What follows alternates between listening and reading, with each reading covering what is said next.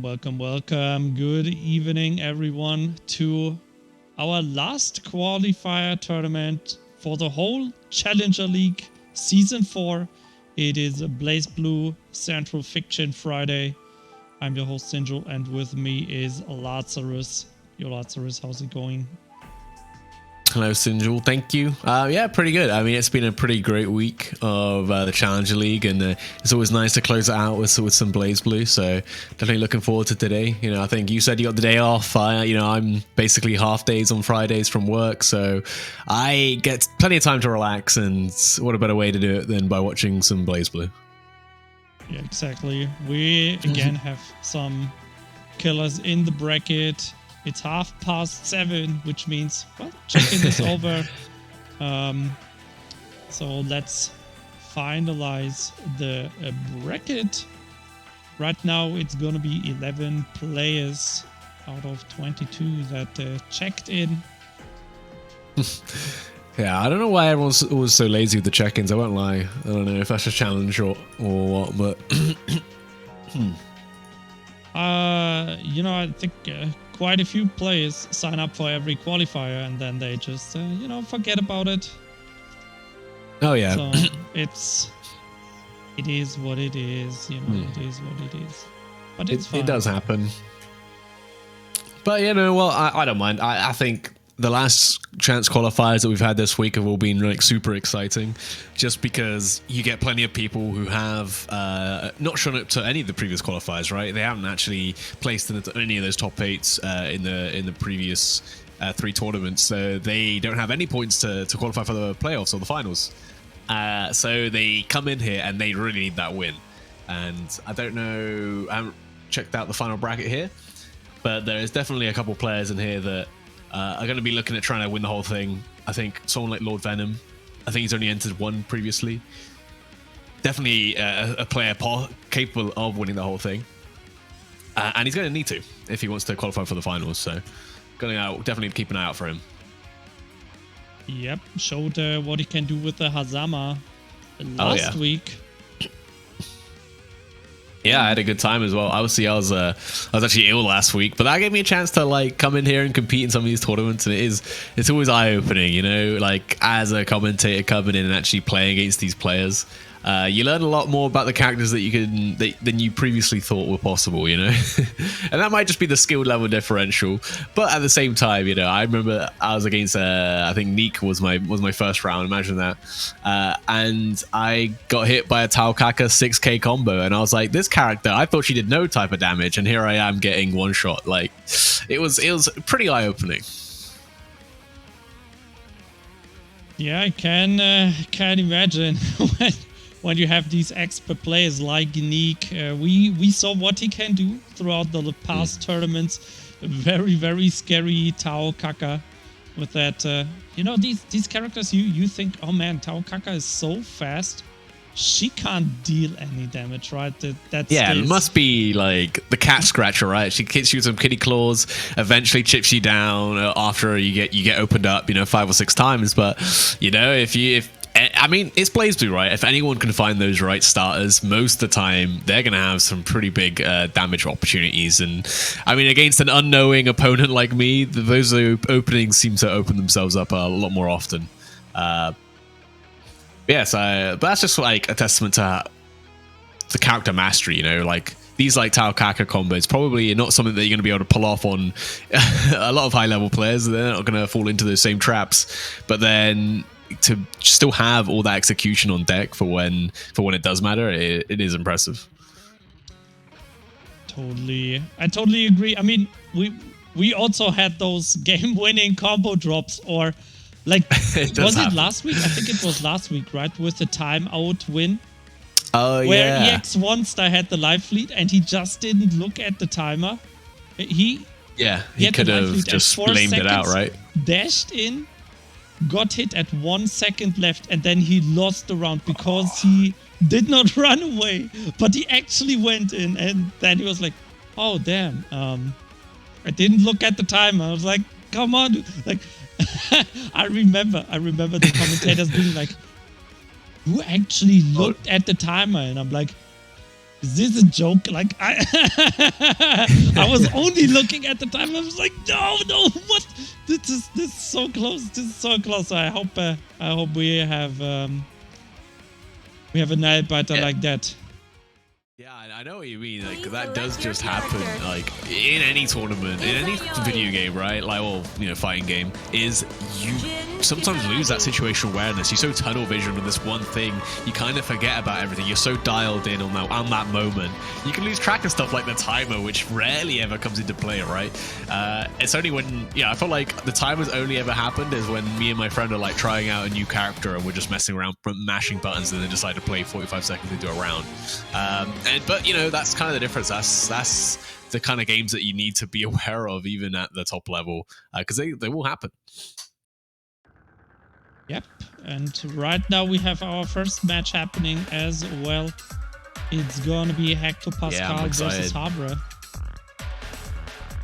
Yeah, I think we saw Jin and Tsubaki, so coming in here, we see plenty. Oh no, it's Itsuyoi. I got baited by the intro. Of course, I thought it was Itsuyoi on the character select screen, but then kind of got baited by the intro. But yeah, we see a lot of Jin. Obviously, players like G's coming in. Nesca even got a little bit of Jin themselves. So a character we are quite familiar with, but Itsuyoi, I don't think we've seen any of these in these qualifiers so far. Yeah, so far I have not seen any Itsuyoi. We saw Jin from Havre last week, also Resident, German, Jin, God, G's. Okay, Itsuyoi first one.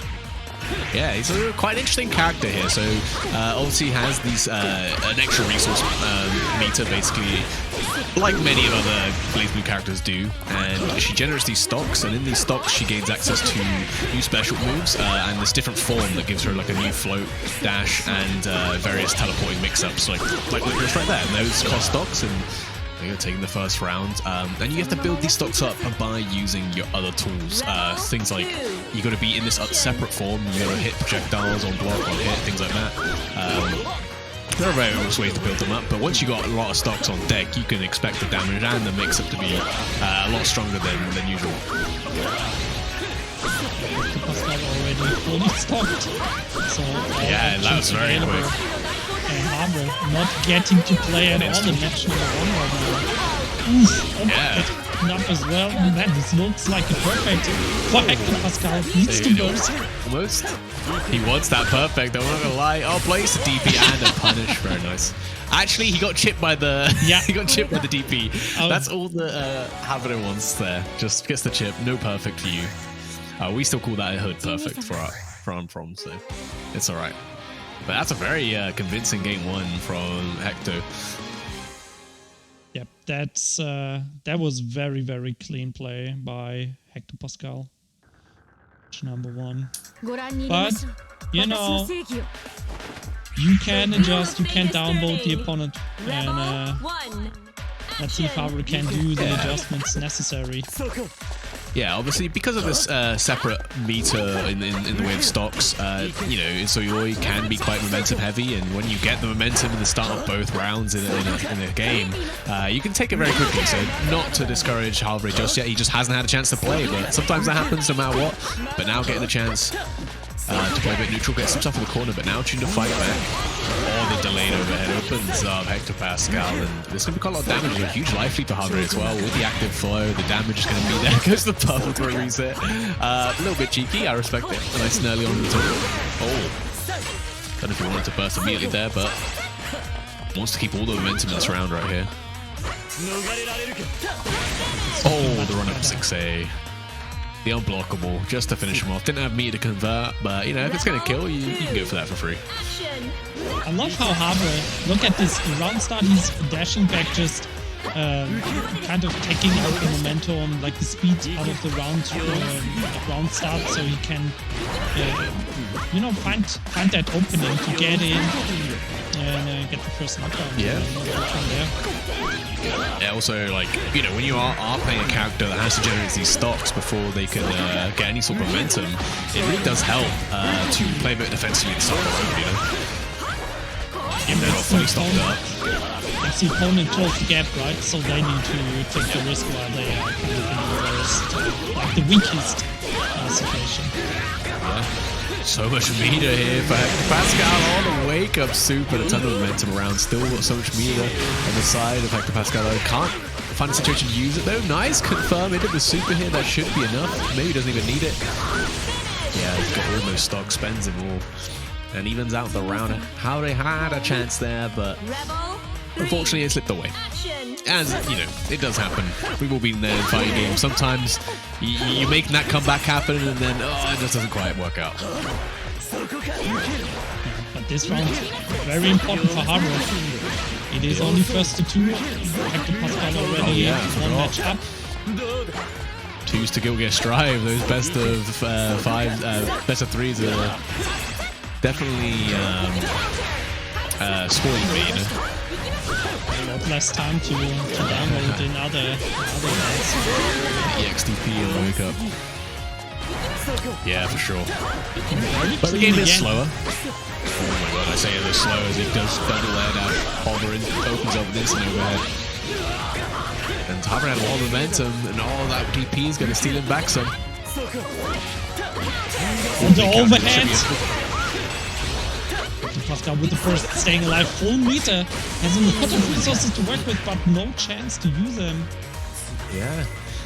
Havre with the Abare there to close out the round. I mean, kind of risky if you look at the resources on the side of Hector Pascal. If he got counter hit there, he was definitely done and out. So sometimes, you know, you gotta call it out. You can't respect your opponent all the time, otherwise, you know, you can't let they're gonna have too much fun. You gotta have some fun of your own sometimes, SinJul, you know. When do I have fun? when you're mashing. Oh, wake up. Yeah. You don't find that fun? You know, Germans don't block. Blocking deals no damage, so you have the most fun mashing on wake up. And yeah. You know?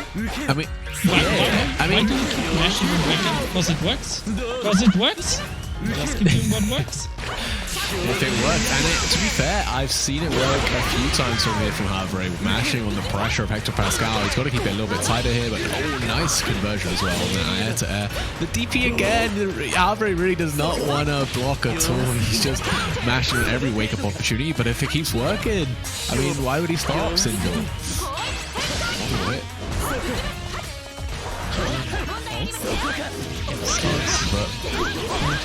But gets caught out. And that again, 100 meter.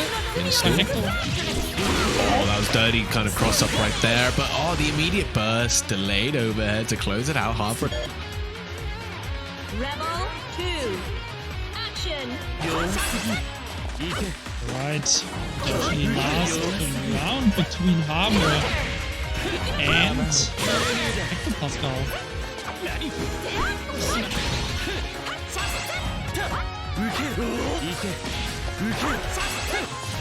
Oh, his mic just died.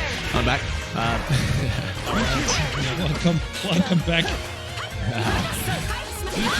Oh wow, and Hector Pascal finding an immediate opening immediately. That was a counter hit. Yeah, nice. He's 3k so much meter here though. Oh, that should be enough with the stocks, with the meter to close it out and even it out. And you know, we're here in the last chance qualifier. We got our first set of the day, and it's already going 1-1, 1 round apiece.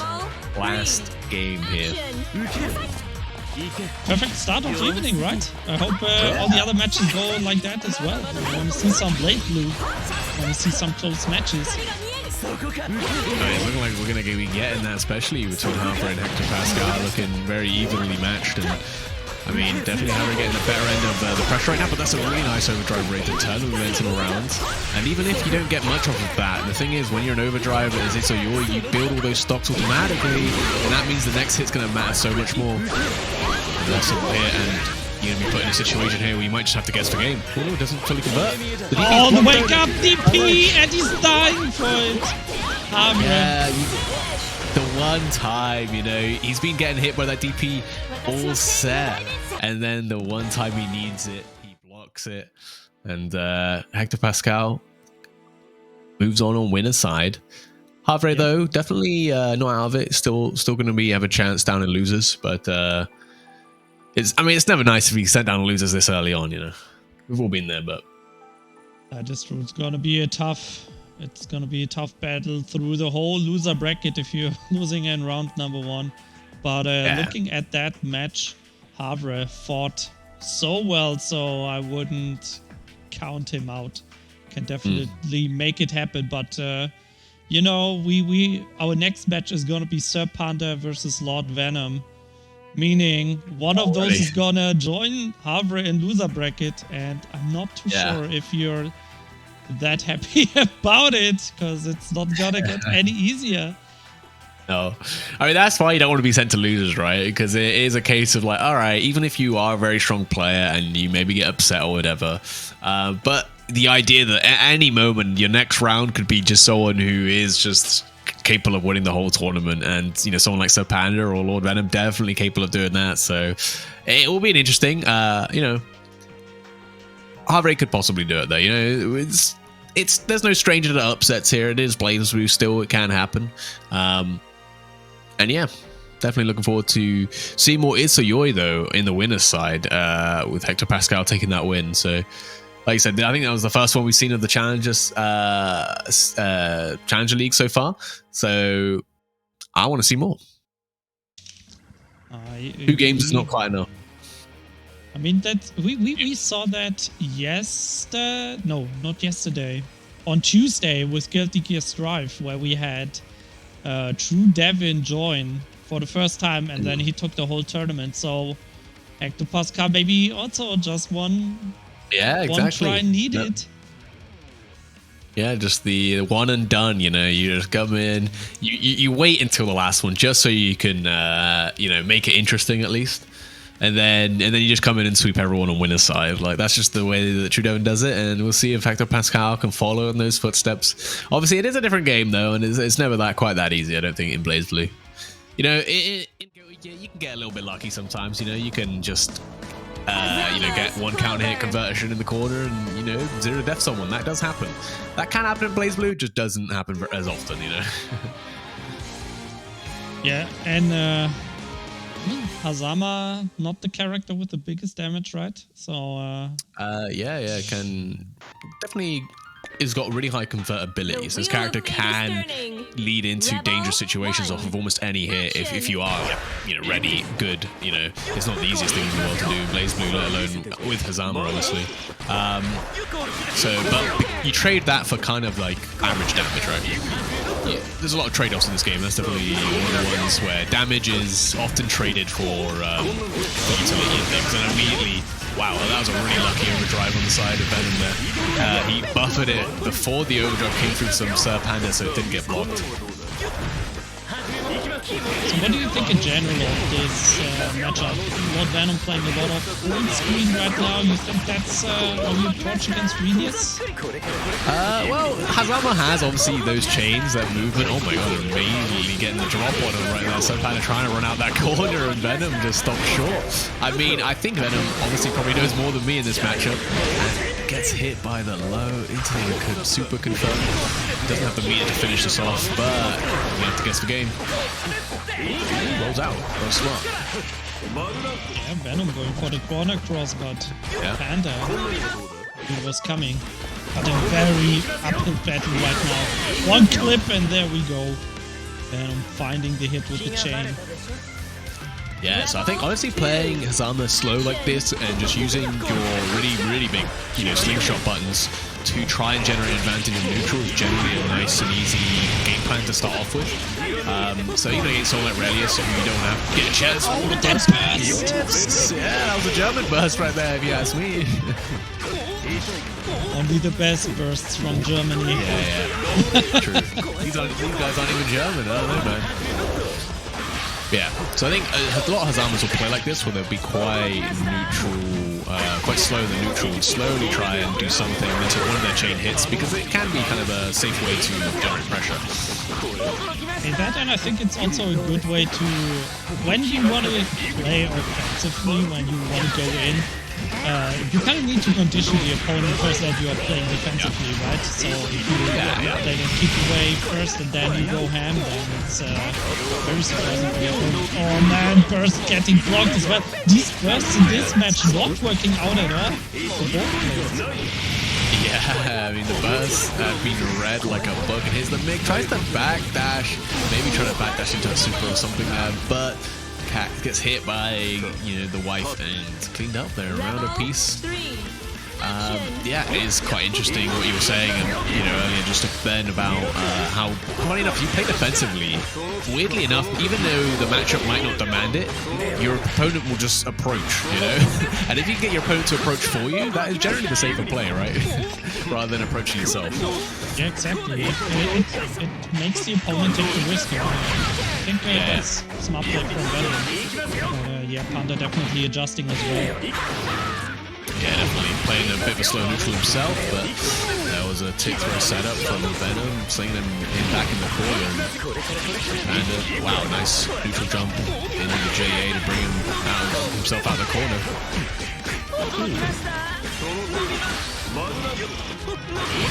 Oh, there's that 4D, you gotta watch out, that's the no flies right there. Oh, messes up the mix up there. And now, kind of let Venom out for free, but oh my god, Sub Panda and Active Flow immediately activates the overdrive to get the wife meter back, and 100 meter hit. He can just set up, doesn't set up the super. The Earth will reset instead. Drops the combo! Yeah, it's really quite big for Venom. Getting a chance at life. Although, still stuck in this corner, so. Overdrive instead of meter! Just like that. I respect the attempt from Venom. He just sent the EA, which, is fully invincible, obviously, expecting to maybe Panda to press a button there. But he already had the wife set up. He didn't need to press the button. He just sit there and blocked, had all day, watch, and just fell right into the trap that Sub Panda had set. We've all been there. You don't want to eat the mix anyway, so you're just like, I gotta mash my reversal. But it didn't work out. We saw it with Pablo as well. Yeah. Gotta play safe, Yeah. Yeah, so I quite like Sapanda's going to, whenever you see Hazama going to that stance, it's generally quite easy to just chicken block all the options. And even if you get hit, you can't really convert off of them. So, wow, just a wake up overdrive, and that's a huge punish. We pushed all the way into that corner there here, and then, yeah, okay, CA's him straight out, kind of smart there. Looking good for Venom. Getting 2 openings in a row. It's not gonna kill yet, but that's pretty much one touch. Yeah. Oh, there we go! Ridiculous. And that's gonna be the hit that's gonna. Oh, the magic pixie once again. Oh, this is a bad situation. Waifu blender. Oh, never mind. Managed to clutch it out of the JA. But yeah, that was looking scary for Venom there if he didn't clutch that out, because if you get hit by Sub Panda there and he sets up the super where you just force to block the clone, the puppet, then you are gonna probably die right there. But now he's on set point here. Finds an opening, okay, the EA through, but yeah, the overdrive through, but luckily Venom didn't commit to anything. Those counter hits. Yeah, they're adding up. That's a big opening. Because now there's no burst on side of Panda and no meter for reversal either. Although, he's managed to fight his way out. That's a big counter hit. No, never mind. Here you go. Blender. Yeah. Wifey blender, like you mentioned, SinJul, and that's, sometimes all it takes to get that opening. And it sets up the wife again, and he's still got so much resources to work with. Venom with the burst, but he might not even get a chance to use it here. Yeah, oh, you're gonna have to eat all this mix. Wow, managed to drop out. Nice tech on the throw as well. Venom does not want to be out of this just yet, but Sub Panda got his burst back now. But look at the meter on the side of Venom here. That's overdrive available as well, so there's the burst. Damage on deck. Yeah, Venom's so patient. Wants to find, just close this out right here, and that's a nice hit and start it off. You got 100 meter for this next mix-up. Just back dashes, and there's no punish. Oh, the overhead! That's gonna do it. Very nice. Yeah, nice and clean. That's a quick. Oh no! I thought it was 1-1. Never mind. That's the first game of Venom. Oh, okay. Yeah. I was getting a bit carried away. You remember Venom mashing super on Wake Up? It didn't work out. Yeah. Panda took that one. Hey, we're getting another game 3 here. Well, this tournament, we mentioned that maybe there were fewer entrants than in the previous weeks, but hey, maybe we'll even get a longer tournament if all the games go like this. Oh, okay. Connection lost? Is it just me? No, I dropped out. I think it was Sir Panda dropped out. So, okay. Luckily it wasn't in the game, but yeah. Oh yeah, Venom said he can't press anything, so seems. It's because Sir Panda crashed. Oh.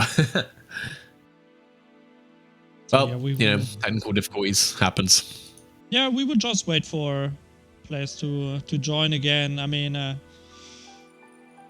fighting games online be like that sometimes. Game freezes or connection drops. It happens, but at least it was after the match. It was after the match. It was not like, oh my god, both players magic pixel 5 seconds on the clock.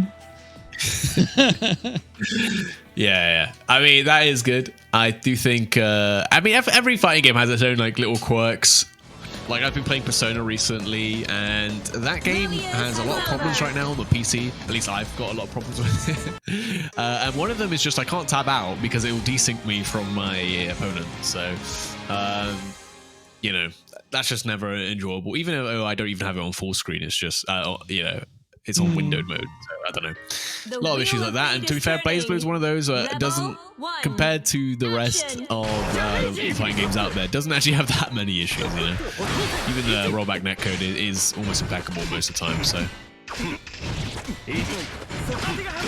Stagger pressure. Kinda Venom is gonna go on to win a semifinals. They face Nessica. Yeah, which will be another scary prospect in and of itself, but here we are. Oh, nice defense from the side of Venom, finally getting opened up though. Yeah, this is not a character you can sit and block and expect to do well. Eventually you're going to get opened up.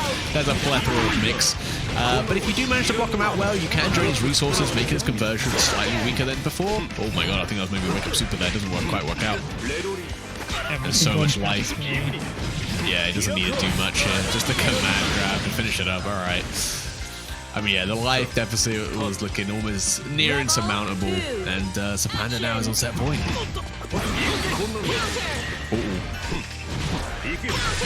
Wow, he's using the door to cover his approach so well, and Venom keeps getting hit from it by it. Right, can he get out though? And then he's stuck in block stun once again. Throw! What happened? What happened during the disconnect? I don't know. Apparently, Sir Panda's leveled up. He's got his big brother playing right now because it's definitely looking like a whole new level he's showing. An active flow. It's a scary situation with Venom. He's trying to play it so safe, no burst. And if he gets forced to block, he's not going to be looking at a good situation. But if he can find the hit, alright, forces the overdrive from Sir Panda already. This is pretty big. And jails him down the ground, tries for the delayed pebble throw, but Sir Panda knew it was coming. Did somebody take the purple throw? What? It's Europe? Yeah, I know, right? That's illegal. But, I mean, Venom is looking really strong right now. Got active flow for himself, got his burst, his overdrive. 100 meter, just raw, hits him with the throw. With the super hit, this should be enough. It maybe doesn't even need it. Wow, again, another game, game 3 final round here. Rebel 3, action! Uh-oh. Oh? No, not like this. No. Wait. Oh, okay. Well, that was an unfortunate timing. We said, at least it didn't happen in the game. This time it happened in the game. Although it did happen in at least the best time during the game, which was just after a round. But yeah, I don't really know what we're going to do about it. 1-1 rounds, right? 1-1 yes, rounds? It was just 1-1. It was the start of the first round. You could say Venom had an advantage, forced him to block the slingshot, but I don't know.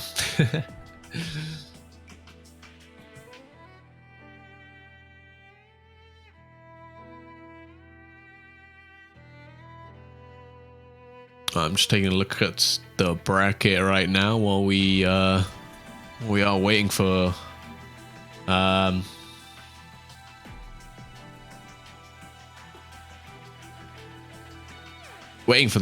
Sub Panda to rejoin. Yeah, it looks like Jeez has already knocked out Hector Pascal. I mean, that's unsurprising, obviously, coming in. I think Jeez is another person who could... He probably is already qualified for the playoffs. He obviously plays it quite well normally.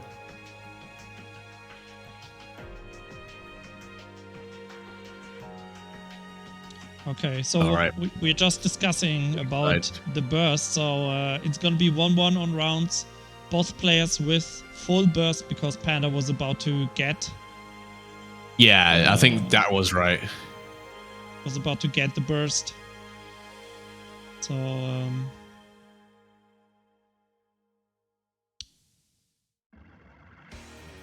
Not fair. Yeah, to be fair. Yeah, I'm pretty sure they... I mean, I know Venom definitely did. Pretty sure Panda must have been getting there. Because, yeah, he overdried it early in the first round. So, I mean, the second round. Yeah. Yeah, why don't we wait? We're going to have to get Panda to use his burst. And then wait 5 minutes for it to automatically regenerate up to 9. And then we can start. That'd be great. Okay, Panda is like, okay, I'm gonna wait 3 seconds and then I'm allowed to use burst. So very much a gentleman agreement. There you go. Just and now Venom's gonna use those 3 seconds to his advantage, land a huge fail, go immediately into his own overdrive so that Panda can't even burst then. That would be the biggest brain play. So I'm sure what we're going to see here is just one of them beating the other up. Yeah. Cool. Yeah, they should. Just as they take another piece. You guys can start. I guess they're deciding who hits who first. Optimal stuff here from Panda right now. Just the 5C over and over again. Bro. Come on, dude. Kill him. Now's the chance to come out your swords. Combos. What are you doing? He wants to land a counter here. That's what he's doing. But Venom ain't giving it to him. Not mashing. This guy does not mash. He actually doesn't press any buttons. He doesn't even hold the stick. He's that good. Oh, the last minute. He's turning it around. What are they doing? Venom, come back. The life Come deficit. on, dudes. Come on. Okay. Come on, just finish it up. Let's see that final round. No playing around. And Panda, I'd love to see if Panda just started wailing and was like, nah, I'm taking this round. Now, oh, here we go. Here's this combo show from Venom. Oh, look at this. We're getting saucy. All right. Now's the chance. Wow, raw 6A neutral from Panda. You know, to inflict mental damage, Venom should just do 10 perfect rolls. That would be brilliant. Yeah, the infinite. The only infinite in this game. Which is the purple. I can't remember. There is like a characters whose air throw, like ground bounces, I think, and so you can air throw and then wait and then air throw like continuously. It's pretty nice. 2 blue throw loops. Right. Now, fun is over. Final round. Alright, now we're getting back into it. Alright, so Panda can now burst. Alright, that made a little difference. Oh, wow, that's a big counter, actually. This is unburstable as well. You get thrown back into the corner. You have to eat all of this. There's no point bursting now. You may as well save for the overdrive. Oh, that was a really sick 2C, though. Now, yeah, forced to burst right there after getting counter hit in the corner. Very scary situation. Finally getting that opening. Yeah, just got cancels out though. Spends 50 meter for it. That is quite expensive option to do so early on, especially when Subpan doesn't commit anything. But right now, no wife meter, which is regenerating, and it's being set up here. Oh wow, just rolls out. Subpan misses the timing on the 2A. But finds a JA to bring him back in that corner, and Venom's in the situation, gets card crushed. And oh no, here we go. Here's the loops. One more chance left. Yeah, well, he's got overdrive, he can use it. Mix. Oh, overdrive yet? Oh, it's used. Another card cancel. So much cash being spent on that. Oh, just one more hit. Oh, being forced to block here is not what you want. Oh, those barely any white beat get left. Spends it all on the command grab, and now. Oh man, he had it! Magic Pixel! Yeah. The 2-8s! The 2-8s! Venom staying alive. To help him. He has to wait. Oh, it's back up now, though. The opportunity has ended. And now you got to be worried about this. The chip from the wife from downtown. How are you going to play neutral here? You got overdrive, but Venom, you're full screen. You're not going to raw overdrive, are you? Shutting in. Oh, the mic. 4D, nice. Anti-air from Sir Panda to take it. And what was a clutch game 3 last round situation there. Really nice play from Sir Panda just to like, I don't know, sometimes you gotta lay him out, right? Not risk it all. We all want to, you know, no one likes to play lame, I'm sure. Although there definitely are some people who do. But at least for the most part, no nice person likes to play lame. But sometimes you gotta, you know, especially against someone as scary as Venom, you know, playing a character as scary as Azama. Yeah, you know, you have those. Well, it depends. I guess if you're playing zoning characters or grapplers, I think those players really enjoy playing lame and getting the opponent frustrated. Yeah, there is a certain type of like fighting game player that do specifically enjoy causing pain to other people. I'm sure that there's a, you know, personality type for that. I mean, realistically, when you're playing fighting games, that is just kind of what you're always doing, isn't it? Like when you hit your opponent, it is just kind of causing them pain. So maybe it is no different. Just mental. It's just mental damage. Mental damage, yeah. All right. Well, next coming up, we now have Neek CCP. Obviously a regular here in the Challenger League, who is likely to be already qualified. I have to check the standings for that, but you know, has placed well in all tournaments every week so far. So it doesn't necessarily need this win, but always, you know, looks good for seeding and things like that. So always a good idea to try and get it. And obviously this is also a tournament, you know, it's not just a qualifier. There is some money at stake, which you can help contribute with using the ! Matcherino command in the chat. And there should be a bunch of Matcherino codes to claim. So if you click on the link, it will send you to the Matcherino page, and obviously you got that big blue claim code button. Takes 3 clicks to claim that code. And in fact, I'm going to do mine now because I've been a bit lazy. Shilling it is almost half the time for myself, you know, because I would otherwise forget. Note to myself. Claim the code. I don't know what we are waiting for. Both players are in the lobby. Waiting for Llama? Oh yeah, there they are. They just joined. I don't know, the way that the characters are overlapping right now looks kind of funny, but I should move. But yeah, they're both there. Yeah. So Nick and Llama, you can go if you're still watching the stream. You don't have to wait. Yeah. Seems like this. Maybe. It's like this is a fated encounter once again, because they're like, oh Llama, why again? Seems like they have met quite a few times in the previous tournaments. Yeah, sometimes it happens. I don't know. Maybe you call it fate. The stars demand it to happen, or whatever you want to have it. But you know, like there's. I come from like a Smash background, or at least I've had like an offline Smash scene near me, and I've just been going to that when it had been running in the past few years. And there was someone who I used to just always encounter. Like, it used to be like winners round 3 or something, and every time it'd be the same guy, and every time he'd beat my ass, and I just had to hold that, you know? Like, if I got anyone else, I might have had a chance. But and I bet that's what Llama thinking right here. It's like, why is it Neek CCP every time? Why do I go try and beast this Taokaka on the Izanami as well? You know, obviously, pretty even matchup with the mobility on the side of Taokaka here to even things out with the mobility of Izanami as well.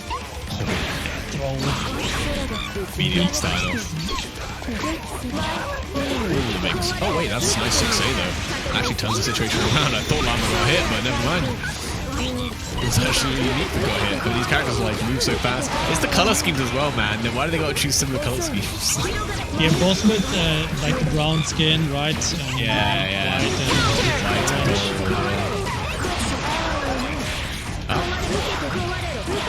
Luckily, Izanami's got these either, well, they're going to either have this really big purple cage on all times, or those little droplets or the Doritos, so should be easy to distinguish them, to be fair. Oh my god, is that just going to kill the super there? Yeah, there should be enough. That was a really quick turnaround from Llama, finding that one hit and just riding that momentum until they take the first round here. Didn't know what hit him. At least that, I gotta say, that turnaround in the air was like, what? Lava got the hit, not Neek? What happened? Yeah. That's also mixed me up.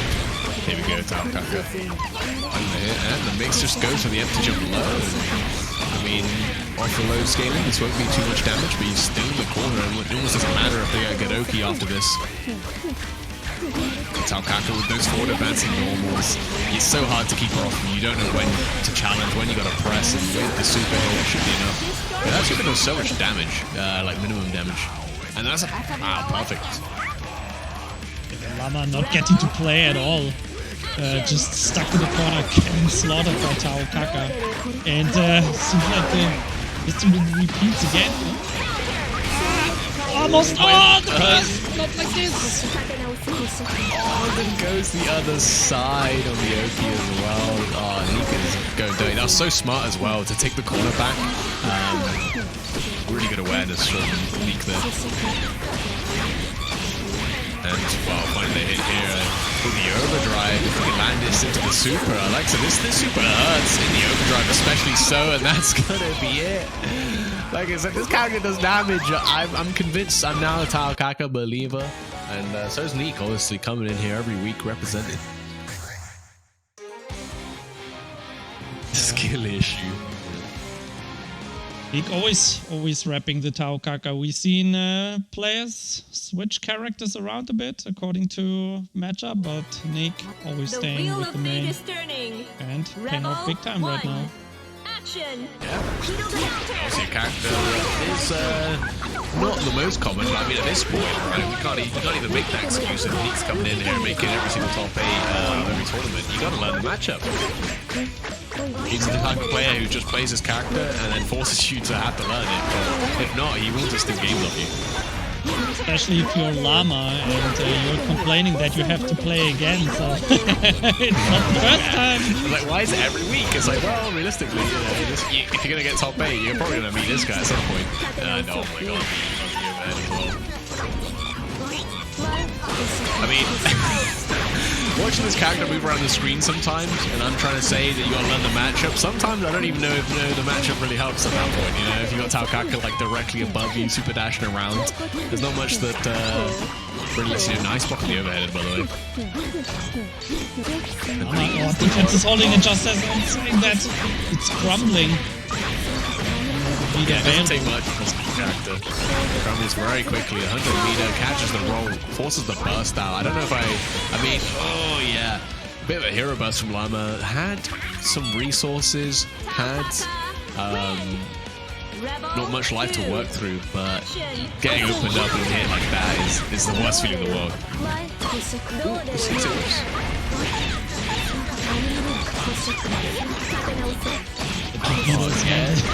Neek just chasing all day. Llama not getting any time to just take a breath and kind of analyze what's going on. He's always stuck in hit stun or block stun. Yeah, that's how you gotta play against Izanami. You cannot give her a break, because if you do, that's gonna be game over. But as I said, if you can turn the momentum on the Izanami player, they won't ever get a chance to play a Neek, showing just how easy the matchup could be if your opponent only ever blocks, you know?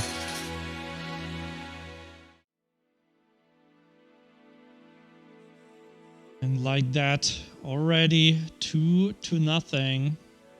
So we will have next up Nasica versus Sir Panda, and then Neek versus Jeez. Then afterwards we will have a very short ad break. So we today it's not gonna be like a 6-minute break. We're just gonna run the ads just for info, and then we will continue. So we are heading into winners semis right now. Yeah, definitely looking to, I'm excited. I'm always excited to watch Nessica play because I never know who they'll be playing, to be fair. And also, they are just one of the most just hype beast players I've just seen, you know. Always just somehow making like either clutch comebacks or doing incredible confirms into very high damage combos, things like that. And, you know, with their signature character in the Taiga, that is literally what the character does all day, every day. You know, you get in your opponent's head rent-free, you're living in there, open them up with you know, schmixerizations, using the magnet, using those command grabs, and it you know, Nesca kind of makes the other guy on the other side of the screen just nameless at that point. You could put anyone next to him and he'd still be doing the same stuff.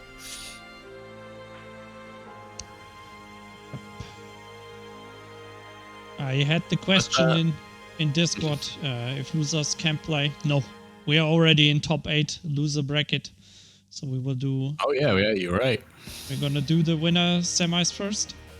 And then we will move down to the loser bracket with Llama versus Hector Pascal and Lord Venom versus Lives.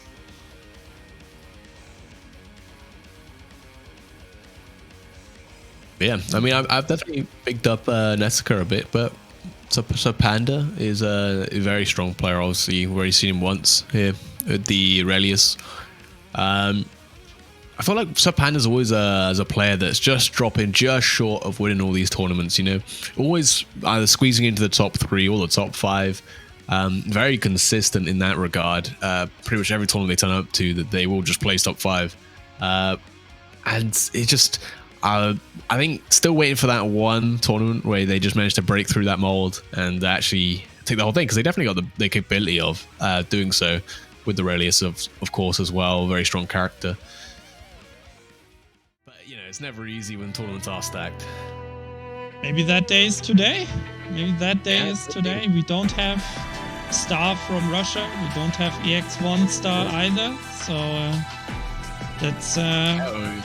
no Izanami, no EX1 Star played. Oh, who was it again? Aurelius is cheap. Was he also yeah, I mean, EX1 Star? EX1 Star played Lychee. Ah, Lychee, yeah, right. Yeah, another Creed and Nessica. I love how they put it in the chat. I always forget how to... Oh, there we go. I was like, how do I chat in this lobby? This is the one nice thing about being in the lobbies, is that you can chat. Oh, here we go. I found the buttons.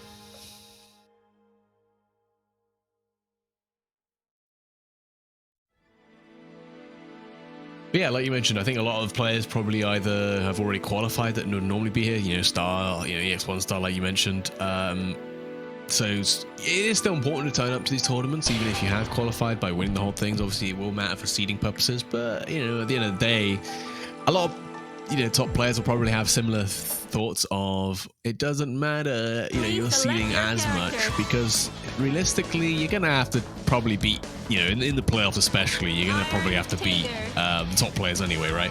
Yeah. You can't really go around that. Being first seed won't let you avoid players like Nessica, won't let you avoid, you know, players like Star or EX1 Star. Like, no matter what, you're probably going to have to face them either in the finals or somewhere close. So all that matters is, you know, qualifying. And I mean, both these players, because of their performances in the previous weeks, and hopefully their performances in this week, already on winner side semis here, are likely to already be qualified. Yeah, Nessica already won the first one. So the first one to came back probably to warm up for playoffs starting next week with the top 8 players. Those longer sets as well. That's going to be very interesting to watch. But for now, we're still in winners semi, so this is still going to be a first to 2. And you know, Nessica here did pull out the Taiga, decided to go with that, and this is a very scary situation. No matter how big your life lead might seem against this character, it really means nothing once you've magnetized, right? Once you got all the resources, all the conditions are met for Nessica, they can just turn it around, so you're never safe, even right now. as controlling as this situation looks for Panda. And, oh my god, keeping him in that corner, and Nazca just wants out. Let him out. And still has. It's so scary. Oh boy, there's the opening. Uh-oh, SinJul, is this happening? No, not on the Sliver of Light. Active flow for Nezuko as well. Oh, this is 5k you didn't take. That was some extra juice. Oh, yo, what? Oh, Nezuko with the comeback. And I can't say it, it's SinJul, you're never safe, no matter how. Until that Taiga is lying on the floor and the guy, and you know, the counter says winner, like you are not out of it. Nice escape from the corner. Nice. And push Taiga into the corner. Up throw tech. I think he probably wanted the green tick throw there, but sometimes you just grab a little bit early. But it's better in this game, right? In other games, you know, if you could run up for the tick throw, you mistime it, you just whiff a throw correctly in the opponent's face. But here you just get purple throws. It's not as punishing. Ooh, wow, what a sick back dash. So just playing, trying to weigh out that magnetism. And playing patiently is awarded to Panda with the mix-up opportunity here. So far, but going back to gold screen, yeah, just, you know, with these grapplers, you want to keep your distance. Yep, steps up the wide.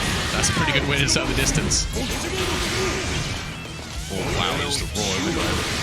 Oh, overdrive right back! Oh, the 720. Oh, no. Damage, 5.8. 5.8. Oh, no. So Panda had a life lead, but where did it all go? Who needs combos when you got a super commander, right? Oh yeah, and obviously Taiga being a big, beefy grappler has a lot of power of his own, so it takes a lot to wear him down. Even this like quick 3k combo into the Oki, the next it should definitely do it. And there it is with the delayed overhead. Let the super rock. Nice, easy confirms. Oh wow, gets the burst back. Nezuko chooses to use it. I mean, yeah, why not? You made a comeback from a way bigger life deficit than this. Oh, the super whiz! I respect the attempt, but yeah, I don't think it was ever going to work. So Panda was not magnetized or anything like that, and he was just on the other side of the screen, so even with magnetism, it would have been a better stretch. Going in. Man, that's such a tiny bit of damage against that Taiga. Yeah, all these things are consequential, right? You can start building some meter, you almost don't mind being hit. But that was a really nice EA confirm from Panda getting the tactic flow. And again, playing lame here, just trying to put some spaces to Taiga, but he's giving up so much of the screen for free. There we go, finally punching the Taiga for running into him. Side switch for Taiga in the corner. Playing on his mid-screen footsies. Yeah, very honest, until the Taiga decides to wake up 720 and we're waiting all the backdash, SPD or anything like that. Again, Nezuko with a huge life deficit, but we've seen what they can do. They can do it again and again. Although, getting a hit there, that's going to force the burst, and this really is, you know, you got to be really careful not to get hit by Dole. Oh, yeah, get sniped across from the other side of the screen. That was super sick. I can't remember what that special is called. I always think of it as Invite to Hell. It's like the Zato drill, right? Yeah. You mean the claws that come from the ground or what? Yeah. I'm actually going to look that up right now because I got the power of Dust Loop. God bless, shout out to Dust Loop. Saviors for real. Just find the name of the move. I bet it's got some lame ass name. It's gonna be called the Clan. Just already these names are like actually impronounceable. I mean, oh, okay, it's not too bad. It's Gira Lugia. That's pretty good. That's all right. You know what? You can have that one. Very intuitive. It's, you know, when I see the move, then I think Gira Lugia. It's Gira, yeah, Gira Lugia.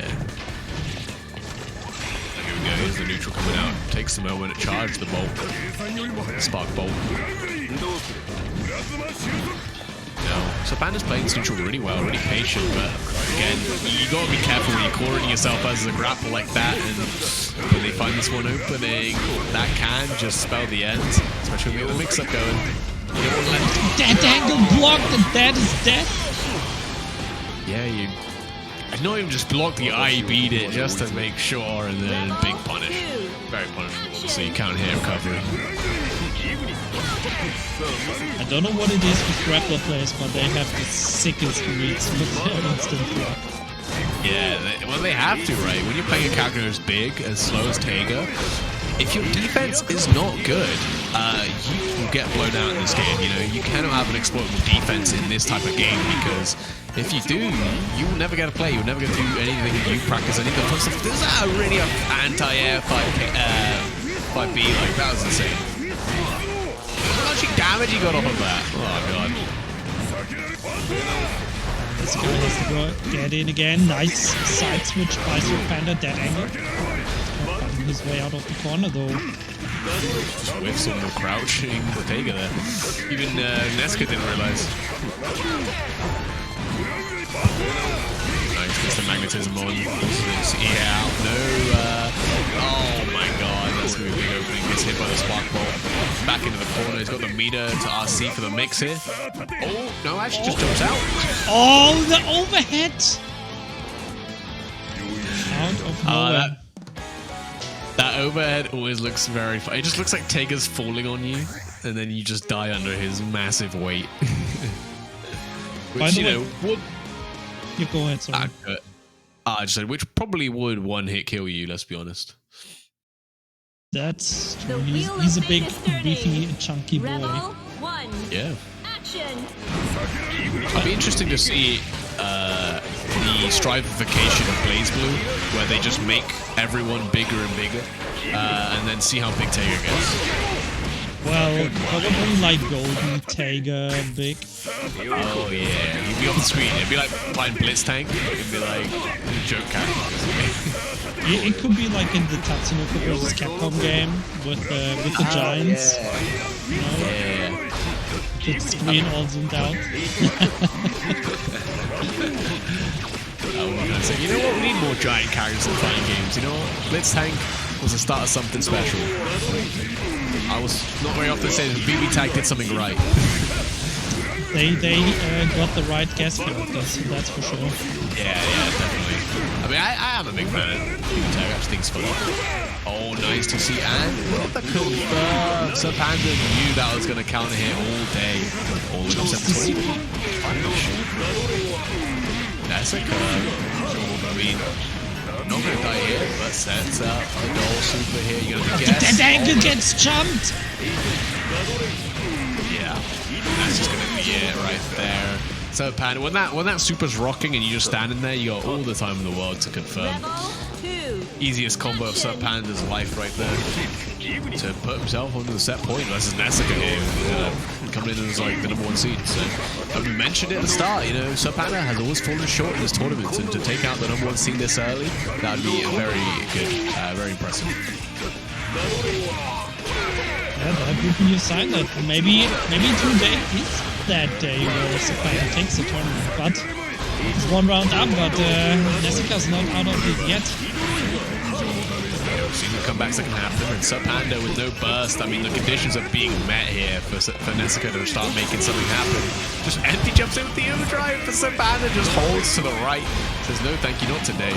Nice, that was a really good effort right there on the jump attempt for Sir Panda. Now, this is going to be a dangerous situation. The wake up, reversal, but then oh my god, the RC to block and then punish. Nessica's super sick. Oh, the SPP, the magnetism to pull him in from downtown with the RC. That should be enough. We're again. Game 3, last round. Rebel 3. Action. Is that gonna be how this three matches go today? 1-1 last round. I think so. And Sir Panda again, always just so short of winning these tournaments, always just so short of winning these important sets right now, and having to be forced his first early, getting opened up here, going to be thrown back into the corner as well. I mean, with the RC, you got to guess. Oh, okay, guess is right, and jumps to command grab, but can't get punished. Still one chance left, just don't get clipped. Yeah. That's still an overdrive for Nessica. Oh my god. Nessica is mad. And that, with that confirmed, that's going to be it. My goodness. The Panda was so close to clutching that one out in the second round there, but I mean, it doesn't get much more clutch than Nessica. When it counts, this guy will win every day of the week. Yeah, imagine making a grappler block. They are not happy. And Nessica, you know, coming in, winning the first tournament with, I think Nessica even switched characters like all day. It just shows how strong Nessica is as a player as well.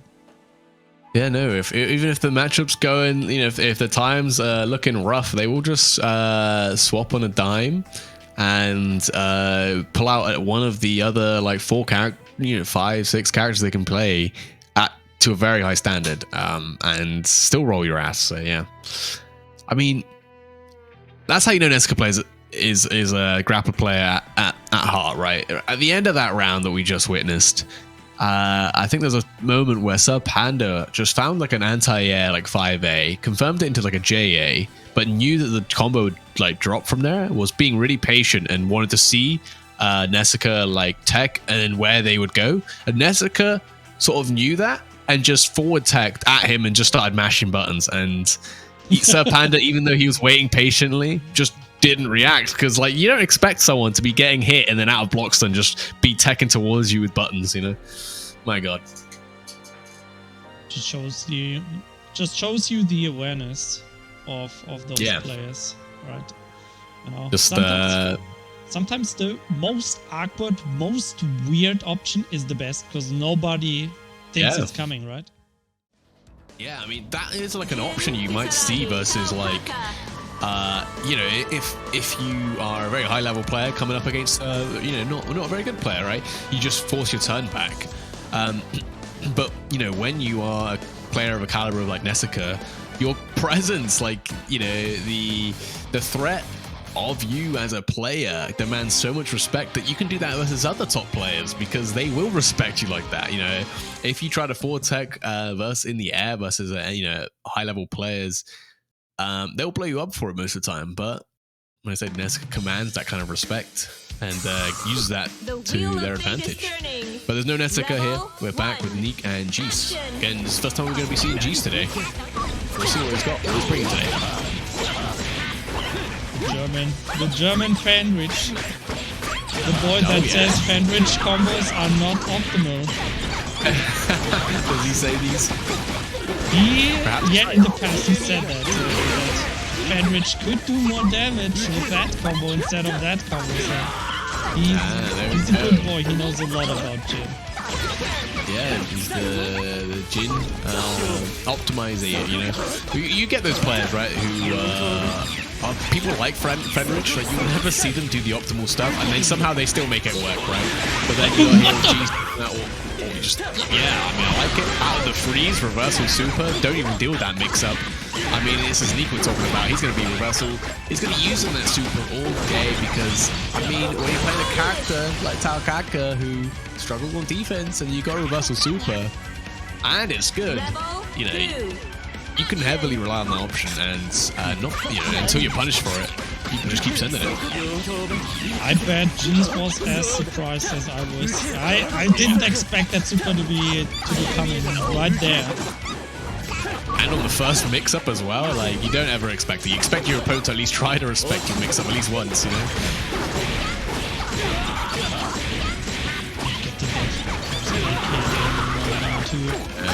We saw against Llama what happens when you're stuck in the corner against Taokaka, but Jeez finding his way out, going in. Oh, getting clipped again from the approach. Yeah, being pushed back into this corner, into a guess for game situation. But, I mean, again, like, Jin has these big buttons, but Neek on the Taokaka can just move around the screen so fast. It can be difficult, although you gotta be careful to be opened up like that. And one more mix. J2C is blocked. And again, the chicken block. 6 ARC, jeez, I tell you. Okay, it doesn't have no, it will hit him every time, but he's going to have to lock down. He's going to have to somehow get Taukaka to respect him for long enough to do that. And with 100 meter, we've seen what he can do. He's not doing, it's definitely not respected. Oh my god. Just ticking down slowly, 17 seconds. It is. Neek, you're running away, but at some point you gotta go in, and well, Jesus coming to him in this case. Yeah, I think it's smart, you know, right there, approaching probably when Neek wasn't thinking that they would do it, right? When you have such a life lead and the time is going down, you never expect your opponent just to run in like that. Blocked another punish. Doesn't burst immediately this time either, actually, and it pays off because Neek drops the combo at the end. Kind of a happy accident there. Probably just didn't expect this to happen first. He's not gonna die from this. Oh, okay. Ooh, the anti-air confirmed. Yeah, the neither player confirming right here, and they're just trading, swinging. The first finally. That worked. Uh-oh. Yeah, it did. Oh, Magic Pixel God. Ice Cup. Yo, what the hell? Why is nobody hitting? I don't know. He spent the 25 on the X, but finally Neek with the movement. I mean, you know, Neek with such a life deficit probably wasn't feeling that scared, but you know, it's against Jesus. It's against Jin. You know, if he finds the right hit, gets a reset, gets another one, and that is around just as quick as that. But you know, Neek is, you know, being in those situations probably more often. I think he's definitely one of these players that will play extremely clean in the sense of when they got the life lead, they will play like as if you got to approach, and they'll leverage that advantage to swing the momentum of the game in their favor. Whereas you get some players who, you know, especially in a game like Blaze Blue, where offense is so crazy that even with a life lead, you just keep pressing because, of course, you would. You know, your offensive game plan is really strong. Oh, the overhead opens them up. If you're on the offense, you don't have to play the defense, you know? Yeah, and people are scared defending because blocking is hard, don't get me wrong, but I mean, definitely not afraid. And, but, you know, when you can get your offense going like this, why not? Why not keep it up? And with that hit, that should be enough to kill. Yeah, easily enough with the super as well. Wow. Neek just finds his rhythm in these games. He's always losing like the first 1 or 2 rounds, and then just pulling out everything and just making it look so impossible for the other player. Once the opponent is stuck like this, man, Neek is getting all those openings. Finally, DP to get him out though. Jeez might actually get to play the game here versus Taukaka. Not gonna get ahead of myself here though. Wow, nice air there though. Ah, not like this. Okay, that's a good burst. Keeping Neek in the corner. Yep. Keep that offense going. And gets a hit to boot. And Taukaka doesn't have the most health. Doesn't reversal super out of the mix up this time. Just walks out of the corner, gets counter hit, and here comes the overdrive combo damage. Oh, he's not dead. There's actually no way. What the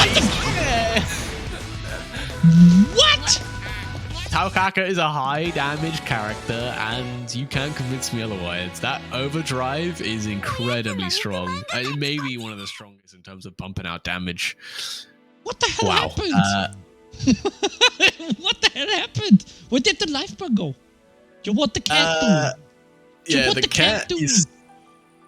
It's like when there's one cat, it's fine, you know, you're not taking too much damage, and then they click overdrive, and then there's 5 cats, and they're all hitting you, and none of the damage is scaled, and then she hits you with the super, and then none of the damage is scaled again. Yeah, it adds up very quickly. But it's a weird one. The overdrive is apparently a bit finicky to use because, weirdly enough, because of the multiple hits from like the clones that come out, it makes a lot of combos just not work. So you need the awareness to have the overdrive combos as well. And you know, in a game like Blaze, it's not the easiest thing. So the combos usually drop because of the hit stance scaling? Well, just because... Well, it'll be like maybe you go to hit them and then they get procced up higher because they keep getting hit rather than on an usual combo where they just fall back down, if that makes sense.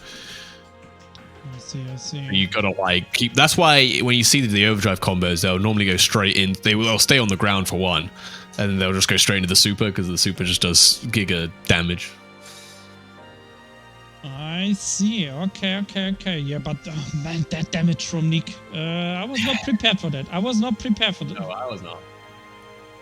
So, guys, we have our winner bracket final set. It's Nessica versus Nick. We're gonna go to the losers bracket first. We're gonna go through the next 5 matches of loser bracket first, but before we go there, we are gonna run 2 quick ads. Those will take around 2 minutes. So don't go anywhere. We will be right back, and then we will show you Llama versus Hectopascal. So, be right back.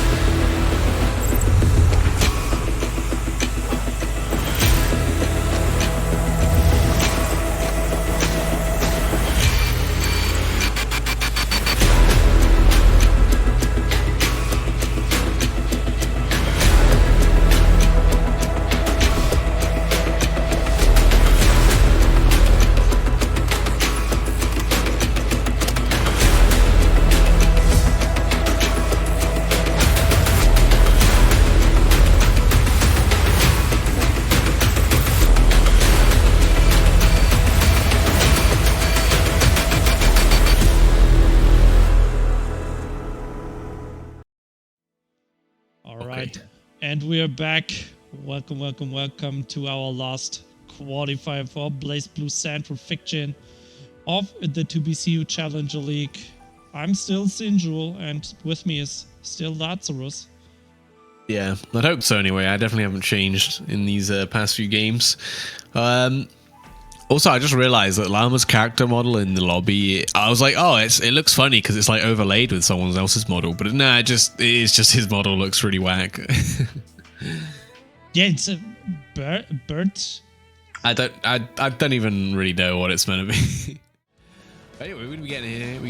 We're in the losers side now, so losing here matters a lot, right? You lose, you get set. Not down to losers, you get sent down into double losers, which just means you're out of the tournament. And here we got Hectopascal making a bit of a losers run here after getting knocked out by Jeese, I think. And I'm excited to watch this because, again, we have not seen much Izoi across these qualified tournaments, and Hectopascal is going to come in and show us what this character can do. Although Izanami is, another character that we see actually quite often in the qualified tournaments because, of course, this character is very strong, and Star being one of the best players in the EMEA region means this character as well. Always makes it deep in the tournament. Like, did he win 2? I think he won 2 tournaments now. So yeah, Star pretty good. Izanami. Yeah, very good. But Izoi, a lot of this matchup, we're seeing it being played quite patiently here. It's finding a way to catch the Izanami player because obviously very mobile with the flow, with the double, I think it's a triple backdash. Obviously with the ribcage and things like that, they want to play neutral, they want to create distance. There's a Yoi with the extra form where she can glide around the screen. It really helps in this matchup. So, and obviously can teleport and things like that. Has projectiles of her own to set up. But actually, I think is a character that, while we don't see very often, probably does quite well in this matchup. Finally opening. I feel like this is the first combo we've seen in the match so far, just because all the other hits have been exchanged in neutral and haven't been able to be converted off of.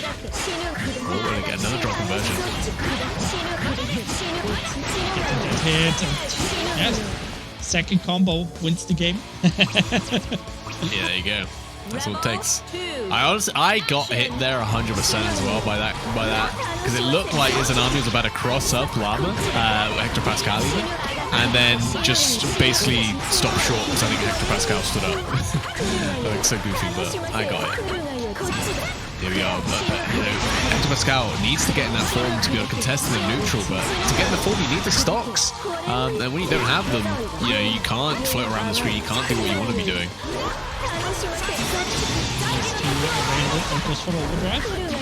Yeah, raw overdrive just to generate some of those stocks so they can get on the screen, and here we go. I mean, sometimes that's a little momentum you need when you raw overdrive. It lasts for so long, it puts you in active flow as well. It's like big time as well, man. In Llama's life go. Yeah, it feels like damage just from the hooks. Oh, big content! Oh, doesn't get the cushion. Doesn't need it. Llama. The arms of sympathy coming in. I feel like Izanami's players just love using that, you know. They just send it, you got 50 meter. It's quite punishable and block. But when you got the 50 meter, it's just the absolute biggest hitbox in this game. And it's like a dive kick. You're just falling through the screen very slowly, very active. And you can see a lot of people just get clipped by it because they don't expect it. Honestly, I think it's a little hard to see as well. But yeah, that's either another hit or that. It's definitely a move that we see Izanami's players that use a lot to help themselves land, right? Especially when they also be a big counter here as well. Getting the party started. It's not something you want to hear from an Izanami player. I haven't seen any ribcage yet from Llama, right? Okay, finally first one. Yeah, obviously the ribcage is a bit more nuanced mechanic. It is very strong, obviously, but against a lot of cast, they don't sometimes never give you the space to set it up. Especially against Izanami, you know, which got the mobility in. Oh, with a pixel live, this could be the start of a comeback if it's Pascal, but no, drops the combo. It's going to make it a lot harder than it was. Oh, the hover dashes again! So much meter for Hector Pascal. He's got to find some way of using it. Oh, the other block. Oh, 2-1-4B, get the slide punish.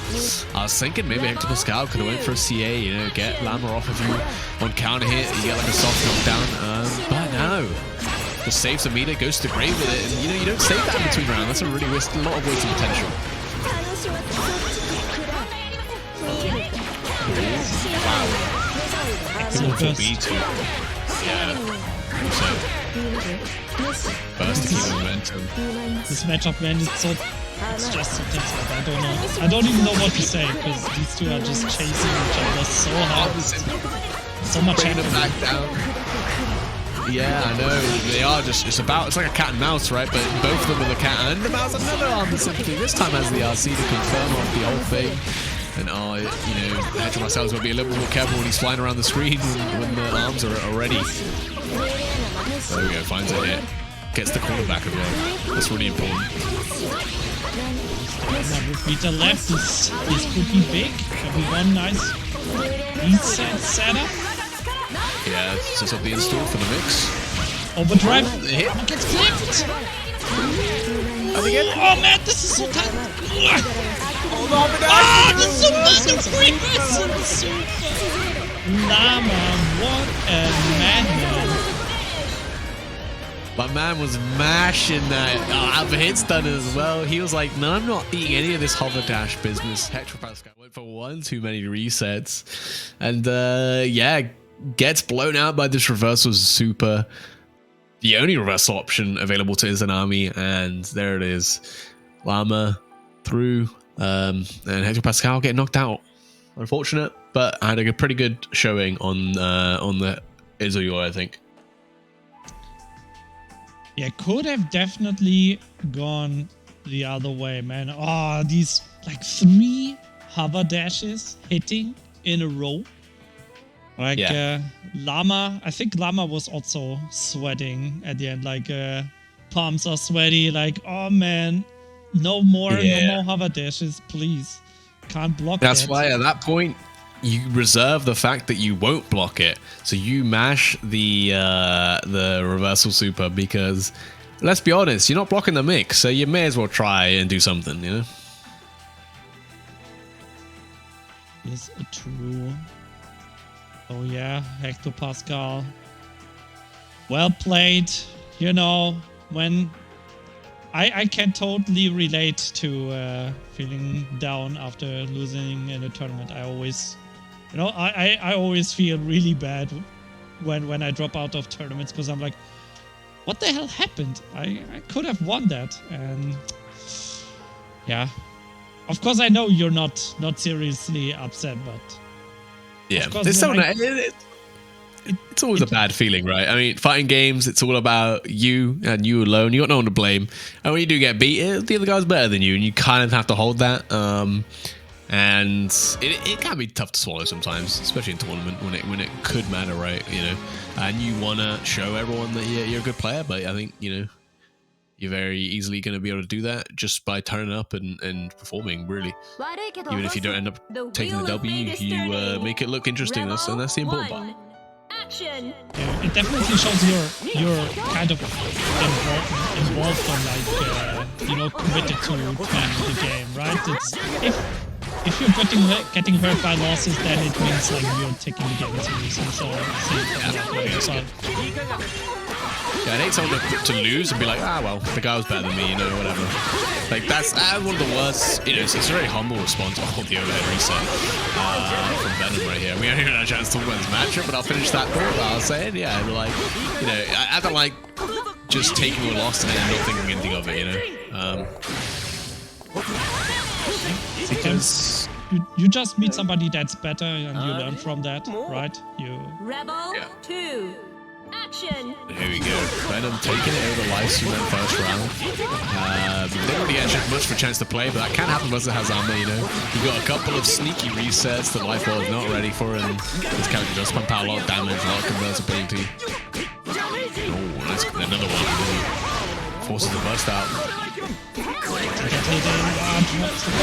Oh, overdrive into super. That was super smart from Venom, and it should be the enhanced. No, not quite enough. I guess it.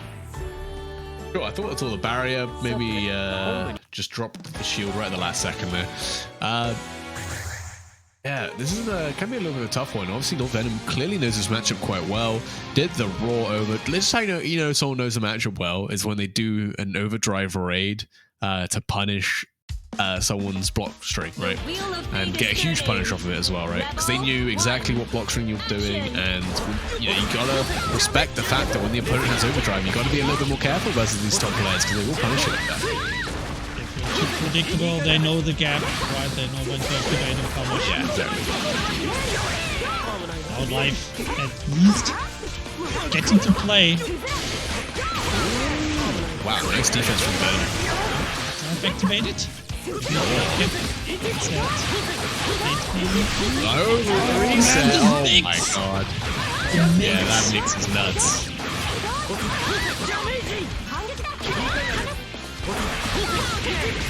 But, Venom, you know, definitely pedal to the metal. This is another very fast match. Right here, already one game up. He just needs one more here to regress through the loser side, which he's definitely going to want to do to get, you know, qualify as many points as he can to possibly get into the playoffs. But Maya's controlling the space now with the spear throw, but it's kind of hit in the 6-8 reset super 50 meter. That should be enough to close it out. Damn, Venom's just running away with it with all these resets. Life is maybe, you know, you're not used to it. A lot of characters don't have many ways of resetting you, so when you're getting in hit stun, you get used to like not thinking, just thinking about when to attack. But against Hazama, you can do that. This guy can just reset you. We've seen so many disgusting mix-ups, even in the air, right? So it's not just on the ground. Even in the air, you always have to be very, like, you always need to pay attention to what's going on against that character. Finally, look at that lives. Decent life lead, just don't get clipped. Oh, as you say, that SinJul gets clipped. And again, Hazama is the king of conversions. It doesn't matter what hit, where he gets it, he can just convert off of it. And with so much meter for Venom here, Life's got to be really careful. Although if he finds a hit for himself, he does have the meter for the super. Go for a double super conversion here, maybe. Oh, no, just goes for the RC to hopefully finish this off. Oh, the magic pixel! Oh, nice. It's showing signs of life. Rebel 3. It's tournament life point right now. Yeah, he's only got one left. Gets caught in the roll, though. Be careful. Roll overdrive. Sends it with the EA. I like it. Very smart. Puts him into active flow. He plays this round well. He can get that burst back very fast. This is a sick conversion as well. All the way to the corner. Everything working out. Yeah, this is a really big turnaround for Lives right here. Venom even spending the 50 for the CA and not getting much off of it going. Well, here it begins. It's on the mixtape. Oh, the low. Oh, the 6A, super far away, whiffs. That could be into a super confirm. That could have been it. Oh my god. Gotta be so careful. Has to be careful himself. I mean, he doesn't have The nice that's it! Life staying alive for now. That was a sick answer from downtown. Like, oh, that was beautiful. Life evening it out 1-1. Like you said, keeping himself alive, and definitely looked way better. Yeah, slowly getting into the flow of the game, the flow of this matchup. The wheel of fate is Tizama. turning. Yep. Rebel 1. Definitely getting a Action. bit more used to it. Didn't take any kind of reset from Venom in that last game, so. Although again, counting out by the chains, not what you want. He can convert full screen in it. Look at the corner carry from this as well. Wow, this is the 5A. Already forced out by Venom. Yeah, but Lives has still got the burst. Can still save for the overdrive. Getting hit here again. You might force it. Ooh, no, the drop combo gives Life a chance just to save himself that resource. The 6A again whiffs too far away, but the recovery's pretty fast, so Life can't really punish it.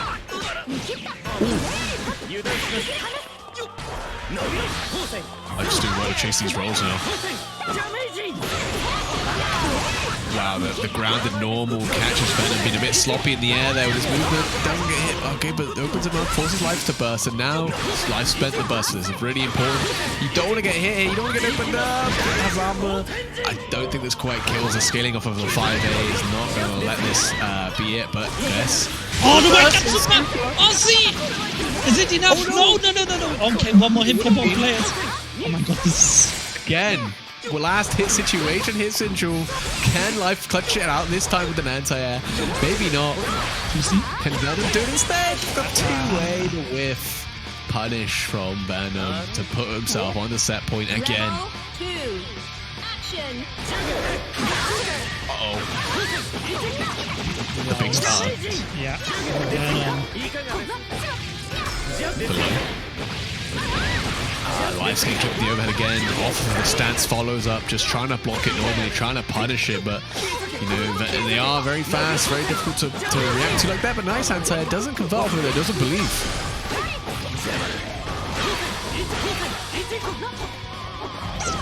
Okay, gets out. It's nice. Gets Finding out. more space to work with. Overdrive. I guess he'll get the Overdrive as well!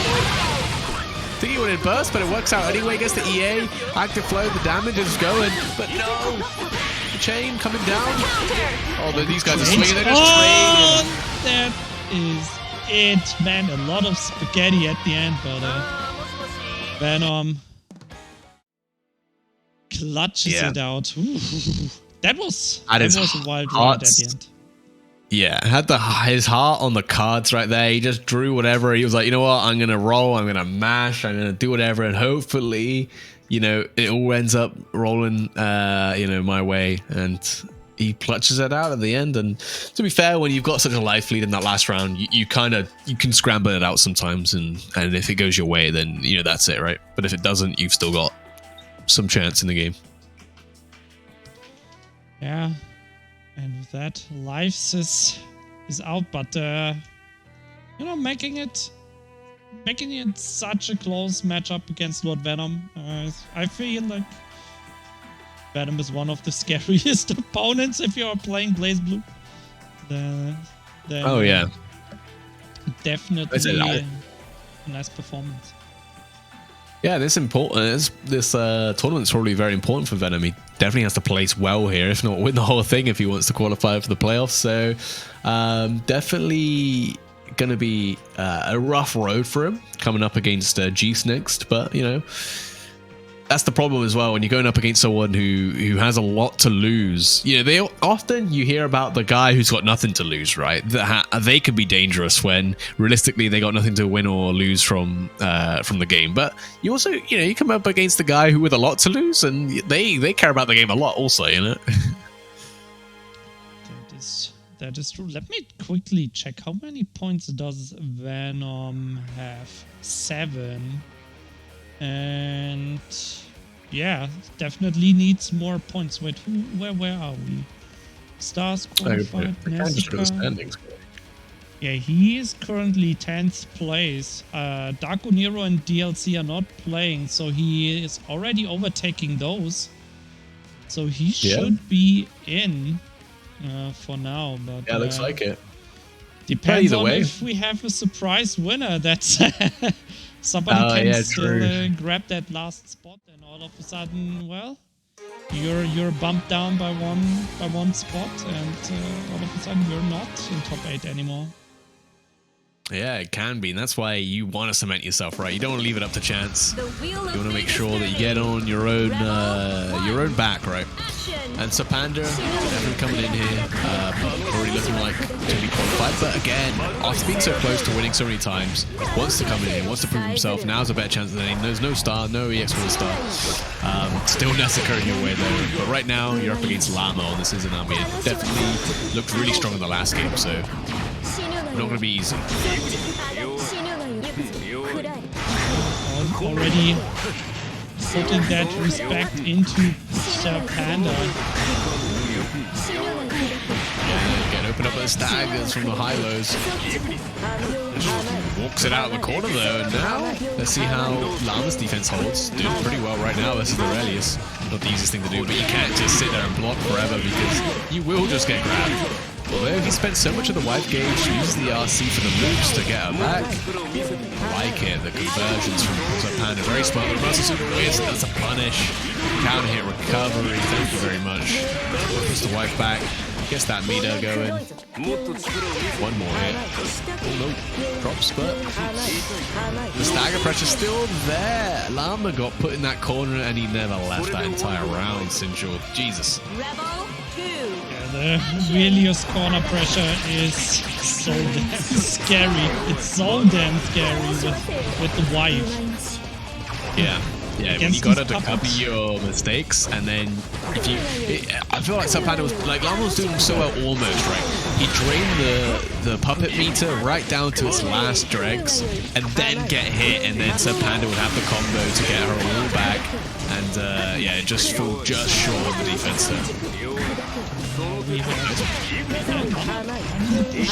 Serpander gonna but the side switch! It can hurt you as well. Just one side switch. All the opponent needs to completely shift these situations. And now, oh man, good luck blocking this. Again, using the LC to help maintain the wife meter. Very good meter management on the side of Serpander, and it lets him get away with things like this. Going to the overdrive, going to the swipe super, here we go. Yeah, that's definitely going to take it. I mean, I thought the scaling was going to be a bit whack, but with the overdrive super, yeah, no chance. It's a pretty good game for Serpander there. Llama, I feel like, couldn't open up Serpander, and it's one of the worst feelings in the world, right? You got all this mix up, you're playing this very mix-up, heavy orientated character, but you can't open up your opponent, you can't do your cool combos, you can't do any damage. It's definitely one of the worst feelings in a fighting game. But like now you have the second match, and if the regular pressure is not working, then you know you just try something completely different. So still one more chance. I believe in Llama.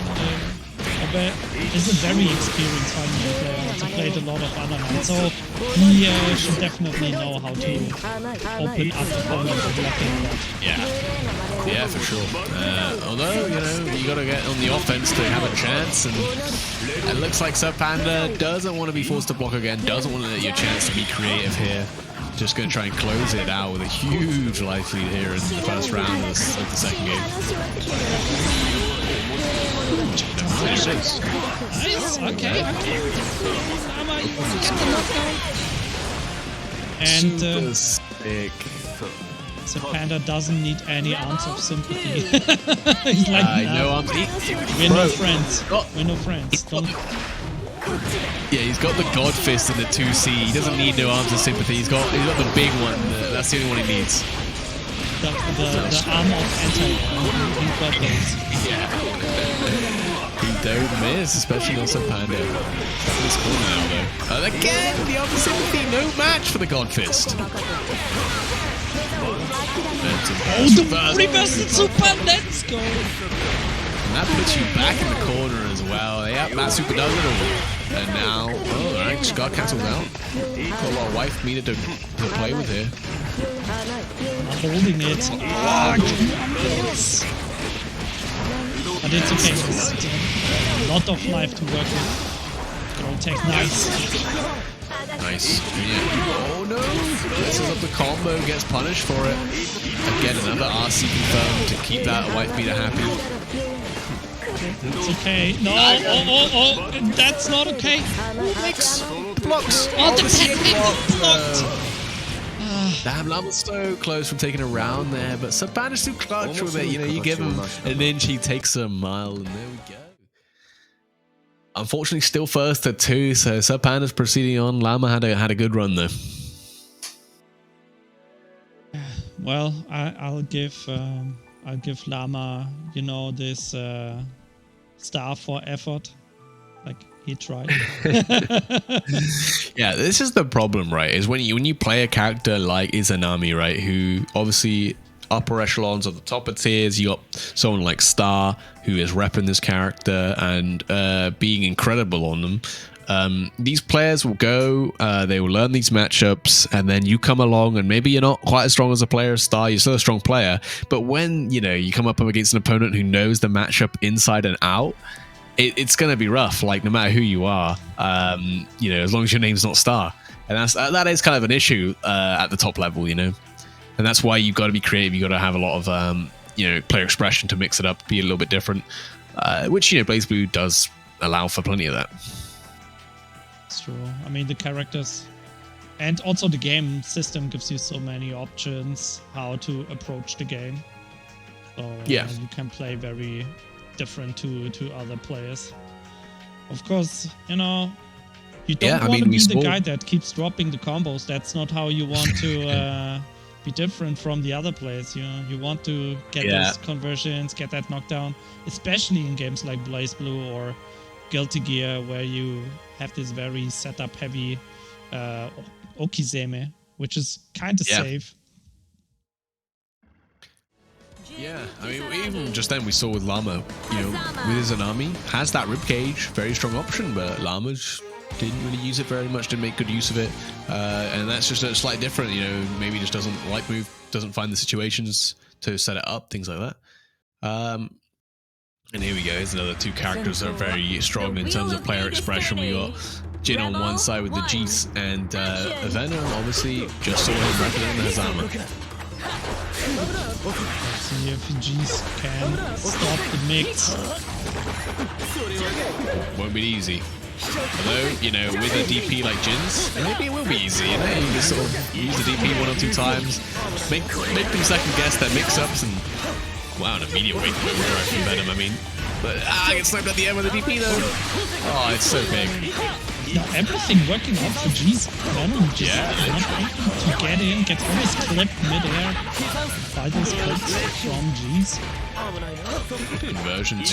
So watch out. Jees has got 50 meter. You know what's coming. Never has the RC to keep it safe. Tried to maybe catch a jump out there to 2C, but there's an overhead reset, and the party's starting for Venom. Reset after reset. 100 meter as well. Next hit could be your last. You gotta be careful here. Burst. From downtown, 6 safe as he blocked. One hit for Jesus. He's looking for it. Just need to find one hit. Oh, projectile hits. Oh. It's that turn, Venom needs to block. Defense is holding. That's not going to be enough though, right? Oh no.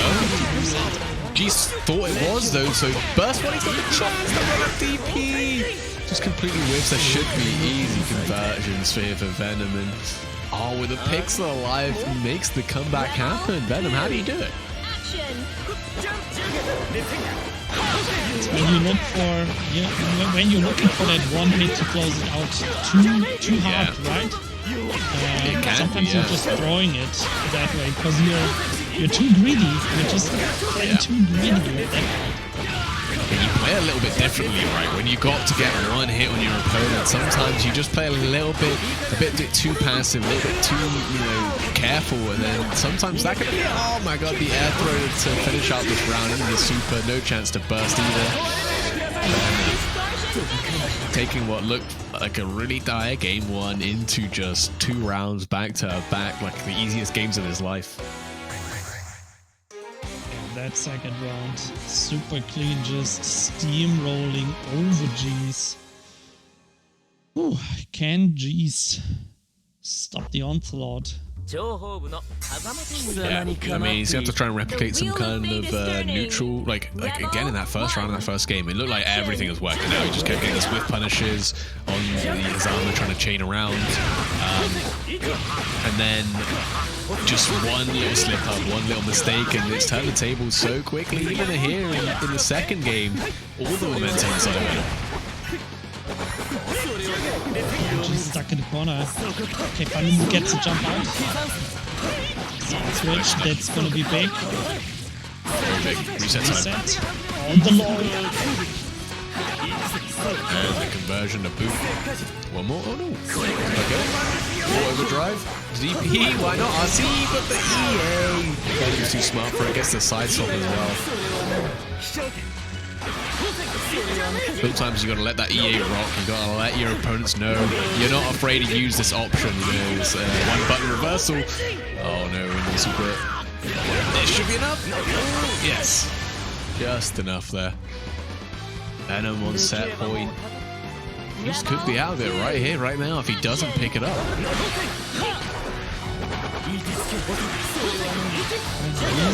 He's trying to play more offensive now. Trying to get that pressure in. Okay, nice. It's a throw. Good start. Mix. Nothing at all. It's good play by Venom, rolling forward. Yeah, that setup just was not good against the rollout in that corner. That's one of the worst situations in Blade you can have. When your opponent just rolls out, you give up the corner, you give up your Oki, you give up your pressure just like that. Well, you gotta be so careful for it. Drive, get clipped. Yeah, please. Standing in the snowflake, keeping himself safe. I like it. No fly zone. Oh, but the counter here. Conversion into the corner. Oh, Jesus, looking bad. He's got overdrive though. Gets him with the overhead though. Man, the scaling here means he should have another chance. He should have one more chance to play. Jeez. What's he gonna do? Uh-oh. Doesn't have any much more chances of trades. Oh, there's the hit overdrive. Is he dead? Wait, no. Oh, just dropped it. It's too short range. Come on. 100%. 100% needs to beat him. Oh, Sven's 25 on the snowflake is waiting right now. He's so afraid. I would be too. This is your last tournament alive. You'll be so careful. The overdrive, the EXDP, blocked RC. Oh, that butter spent now. Oh, no, Matt. But mean on the side of Venom, he can do anything right now. Oh. She's staying alive. Oh, the train. Oh, what are these two doing? The picks are alive. The JB from Venom. Oh my goodness. That couldn't have come down more to the wire. The single hit trays left and right. But Venom, it just happens to be his tournament right now.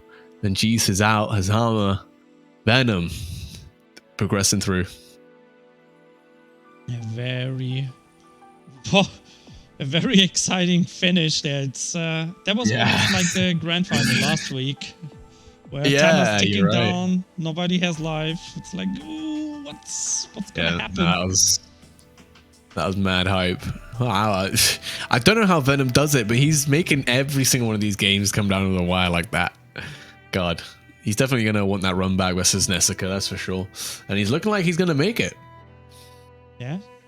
We will see him in the next match as well. That's going to be Lord Venom versus Sir Panda. That's already loser semifinals. We are already in top 4. We're going to be in top 3 in a moment.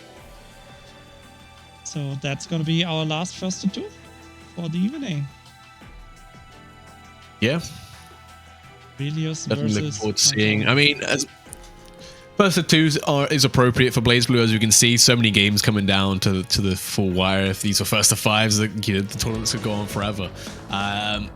But when we get to that top 3, those first of 5 definitely, when you have a really hype game 3 like that, you want to see the 4th one, you want to see the 5th one. But we'll get there. Don't worry. Next week you're gonna see, what is it? First to 7? 5 or 7, depends what you're going to be doing. Yeah, what format you want, but. Yeah, they're just definitely looking forward to those.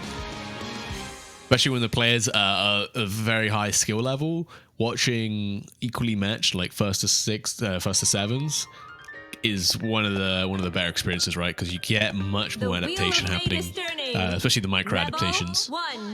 But again, this is still first to 2 here, and so you might not even get a chance to adapt. If your opponent's game plan on the matchup is just better than yours, they can take it just like that. No Kune, no. We don't want to see that. No one wants to see that. Oh, I want to see Arakuna, but only, what is it, CT Arakuna? One hit curse. Oh yeah, nah, I don't want it. I mean, it's funny at least. I definitely wouldn't want to play that. I still don't really get what the character does, but whenever it's on the screen, I'm just like, I just got to hit him and make him block. Like, I don't want to have to play this game. Nice, that's a counter hit confirmed too. Side sword. Lander, welcome to the corner. That's a juicy counter hit. Doesn't have the wife meter to be able to finish the combo, but use the RC to keep the pressure going. Well, that's it, the wife's gone. Can't bring it back with the meter either. You gotta be careful. Keeping his precious, yeah, really light. What are you gonna do? Challenge? Like, it's scary. Even though there's no wife to back him up. Sir Panda walking up. Just stands there. Venom flinching at the last minute. How imposing. A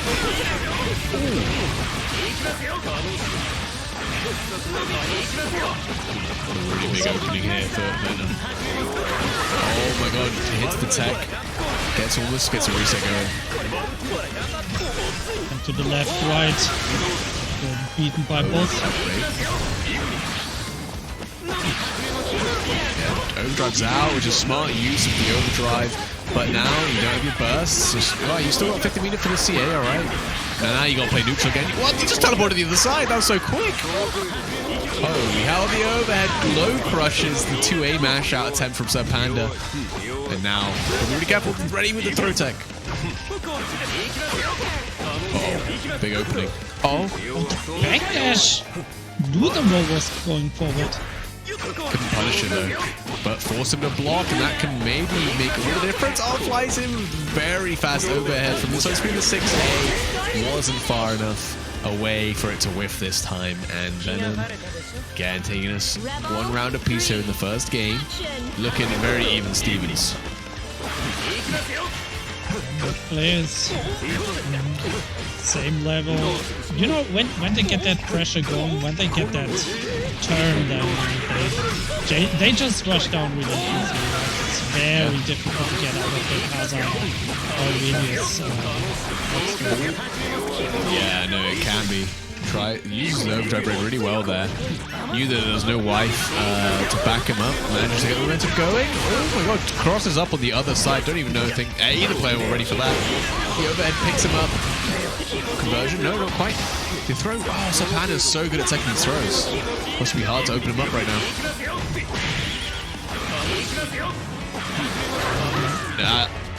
And some more. 6-8.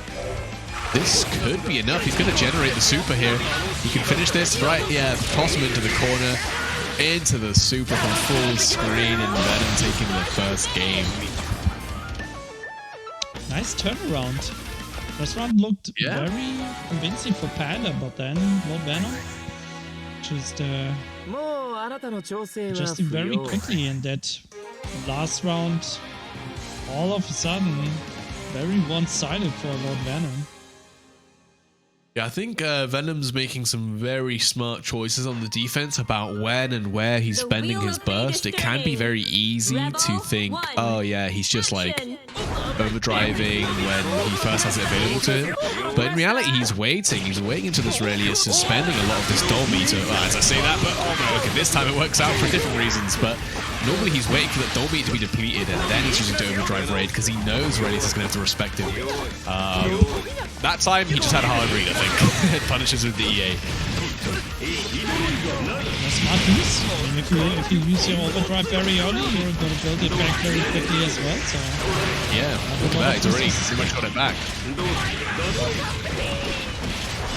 Even though he's getting beaten up, so it's definitely going to come back a bit quicker here. But I mean, he's got it again for this defensive situation. Chooses to spend the 50-meter first. Can respect it.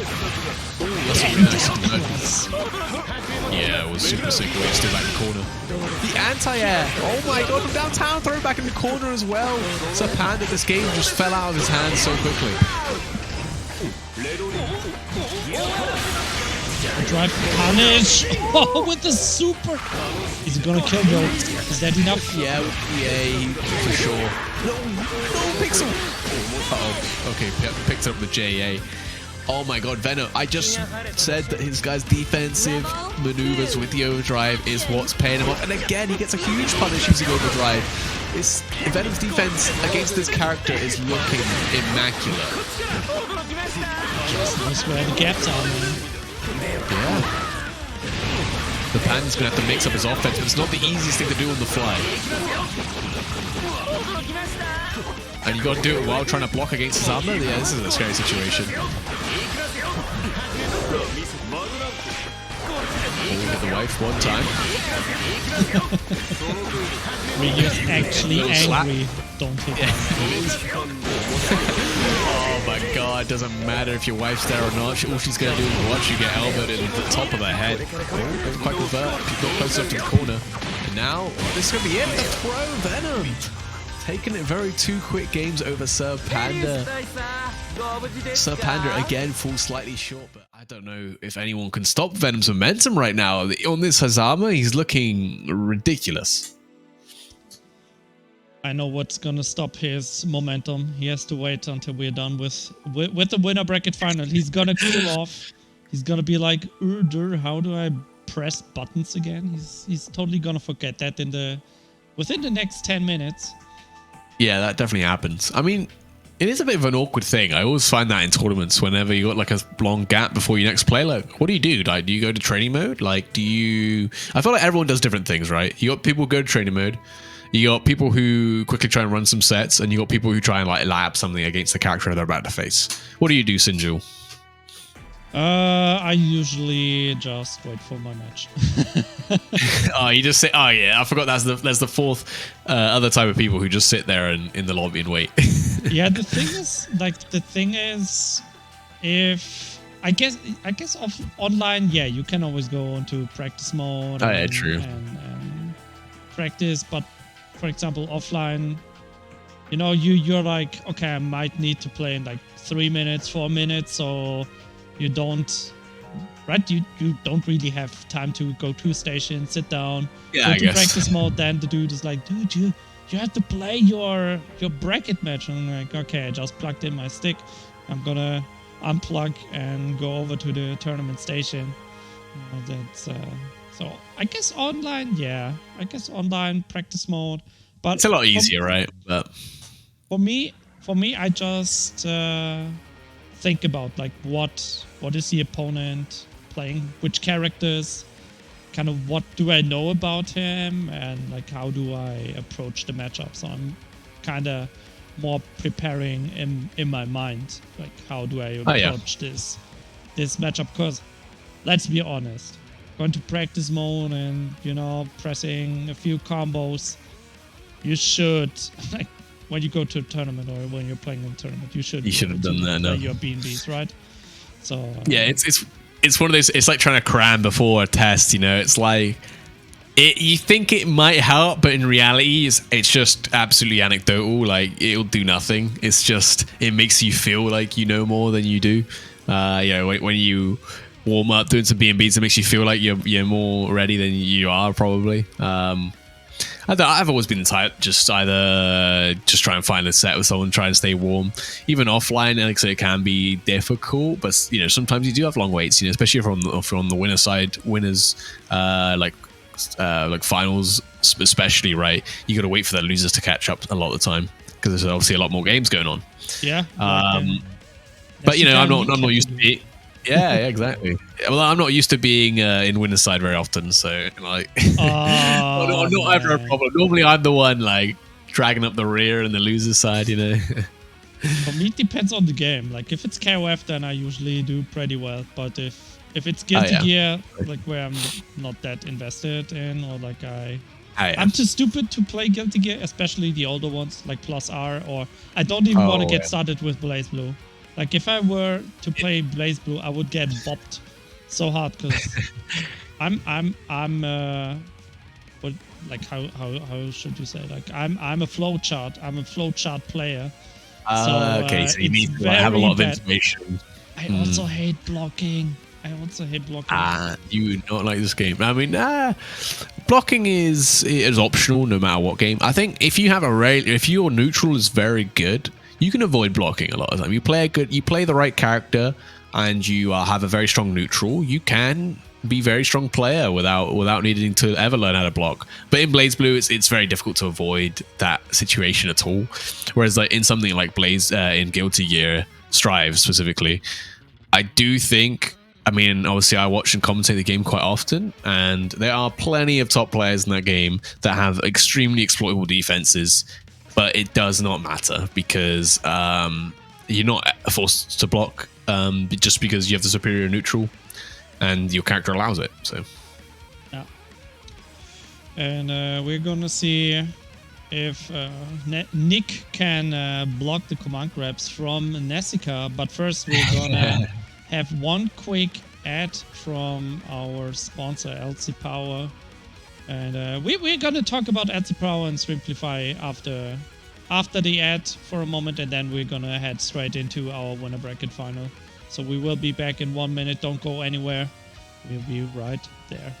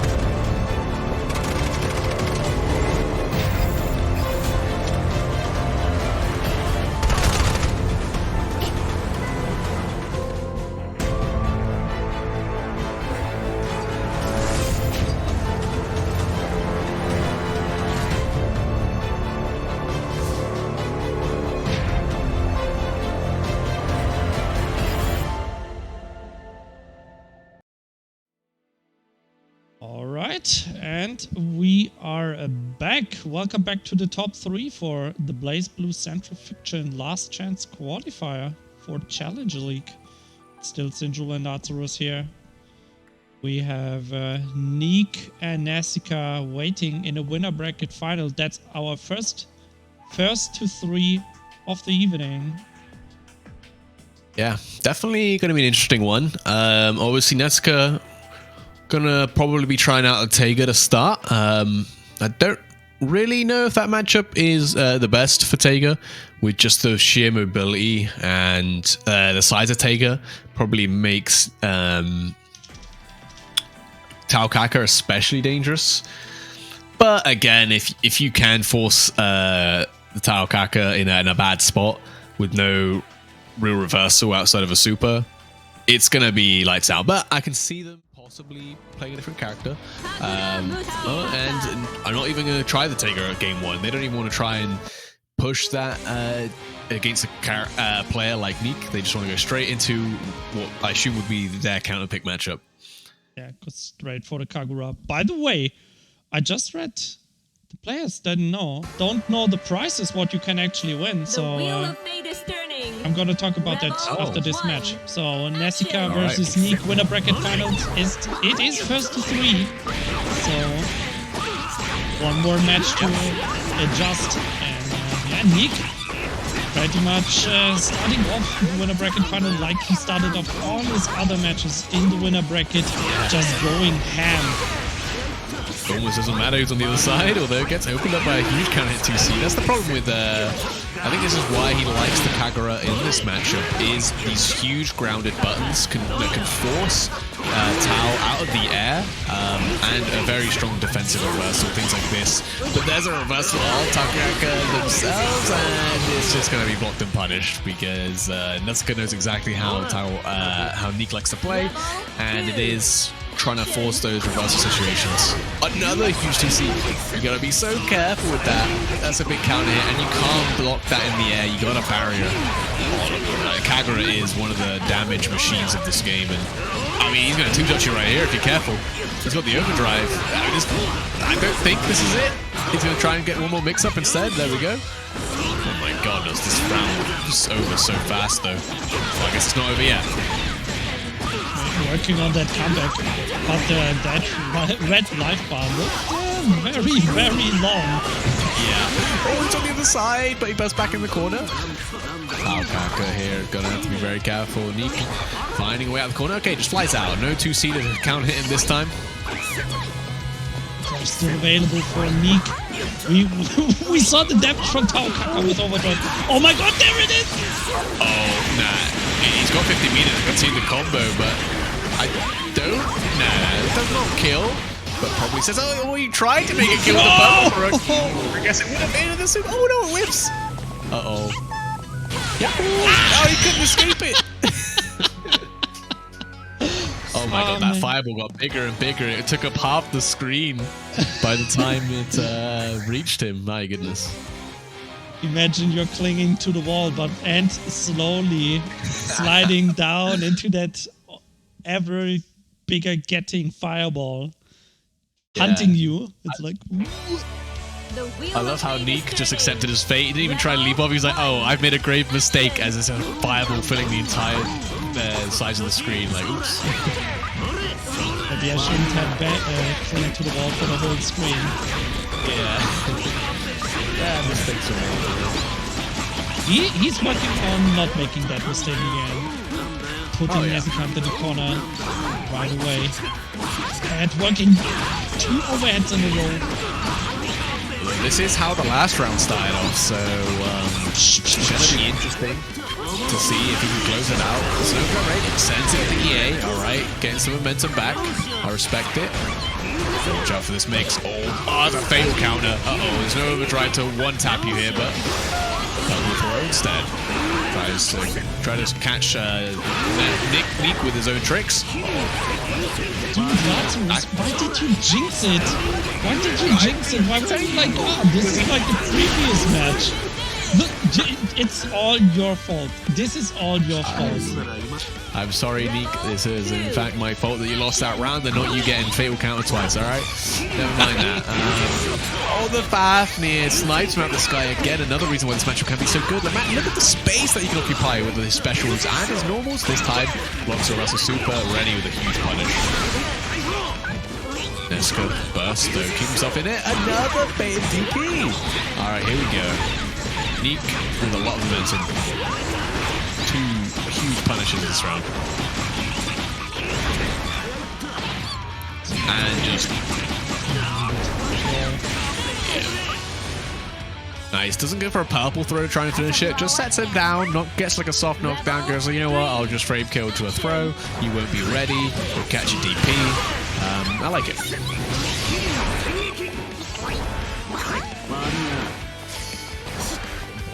Actually playing neutral? Rare, right?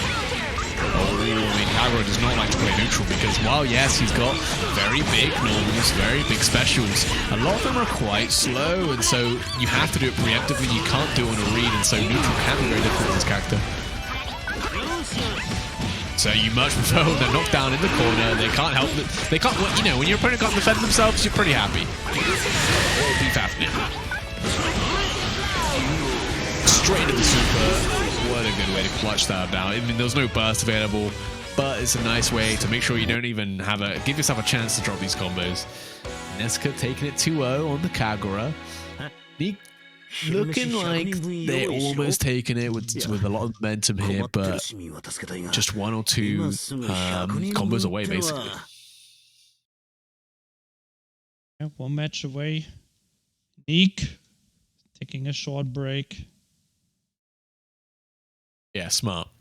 I always like when players just take a step back. You know, anime games and fighting games in general can be very fast, can be difficult to just think about the game, right? Make any kind of adaptation, or even recognize what you're doing wrong if you just keep jumping back in without having a moment to breathe. Select your character. Yes, Yannick not switching away. Kagura Tao Mutsuki. Kaka. But neither is Nesuka, sticking to the Kagura. Well, it Obviously, has to. no surprises. Oh yeah, He has true. to. Yeah, He has to won. do it. He's not allowed to switch. I'm used to just like Smash rules, I guess, where you can switch, but you just have to be the first person to switch. The wheel of fate is turning. Rebel Here we go. 1. Set Action. point here for Nesuka. And finding the first hit of the match. If this was Persona, you get extra meter for that.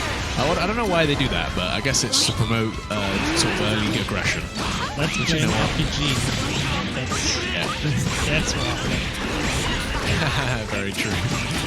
You know what? I'd play a Blaze View RPG, alright?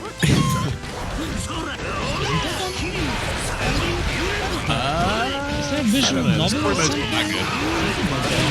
Oh, maybe. I have not delved into the Blaze Moon world of games so far. Oh my god. Nesuka is just all over Neek right now. Not even giving him a chance to breathe. He thinks he's out of the corner, and then he just gets hit. I can't remember. It's one of the drive moves to throw him back into that corner.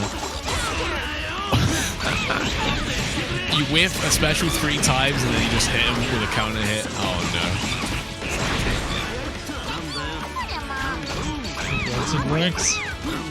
Yeah, overhead. That also works most of the time. Especially versus these charge characters, right? They like to charge for that DP. But it's a down charge. You can't block overheads while you're charging for that DP. Yeah, you know they don't have it, so that's a lose-lose situation very much. Exactly, yeah. Oh, big counter hit. No, drops the combo. Luckily, Nesuka's only ready with the DP. And gets counter hit. Uh-oh. Has to force the burst out. And now we can't get hit like that. Oh, look at the meat on the side of the Kagura. It's going to go to overdrive. I'm sorry, Neek. Today is not your day. You are 100% dead. This is not a drop. Oh, never mind. All right, I cursed it. I mean, I'm giving you a chance here. And there it is, the air throw. Nesuka doesn't need to even play Tega. Just has to whip out a Kagura. And that was a very quick 3-0 here in the winners finals. That was a very convincing 3-0 by Nesuka. But let's see. Next up, we got Neek versus Lord Venom. We saw Venom with a lot of momentum in the loser bracket. Let's see if he can keep it. Yeah, you said just when we watched him beat out Sir Panda, one of the strongest players here in the EMEA region, and Versus Neek, I think the matchup is going to be a very stark contrast, compared to Relius, Taukaka. Normally as Sasama, you have the luxury of having like this mobility advantage on basically the entirety of the cast. And then you have to roll up versus Taukaka and have to watch her try and super dash all over the screen while you've got a budget super dash. You got like the grappling hook. You can slingshot yourself around. Not quite as quick and responsive as Taukaka just jumping. Couldn't get to finish my pizza. Yeah, you're gonna have to blame Nessica for that, for just winning his finals way too fast. Yeah. That dude just steamrolled Neek.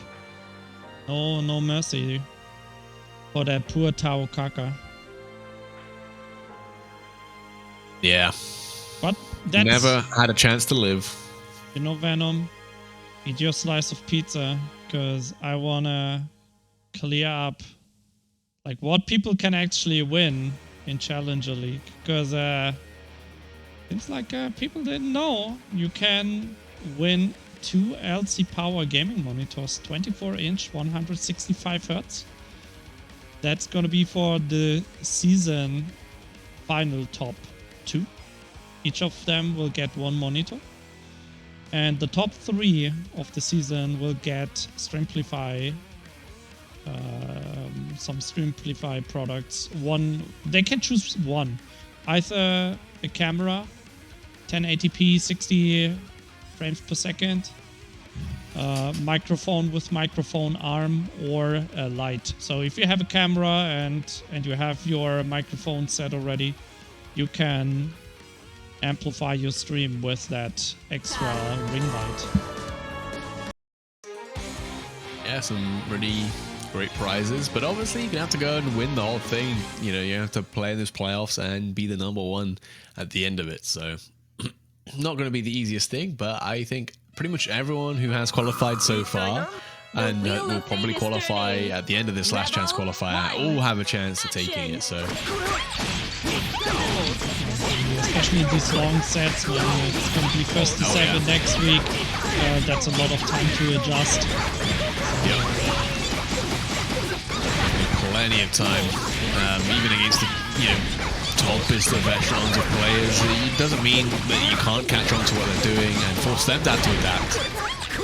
Although right now, not much adapting's happening as Venom is stuck in this corner trying to deal with all this Taukaka pressure, and there he finally spends the overdrive. But I mean, he let himself take so much damage before, but it doesn't matter if you're going to get so much mix into the EA, and obviously this is Hazama, right? So his overdrive lets him heal over time if he's next to the opponent. And obviously does extra damage, but I mean, if he can convert into the super here, that should be enough. He's got the 50-meter just to make sure, and just about had a little bit on top as well. But this is Taukaka. She's a high damage character. We've learned this. We've come to accept this. So there was some more damage left in the tank. Way more in the tank. Well, here we go. It's Hanzama getting the party started. And now, I mean, it's talking about overdrive. You gotta be careful not to overcommit. Oh, she just low profile. Damn, it didn't matter in the end anyway. Got click low. The counter conversion, that should be enough.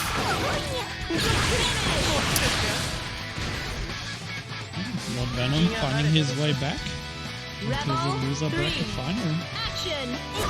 Very he's coming in with a lot of momentum, right? So looking like he's trying to hold on to some of that from the previous games.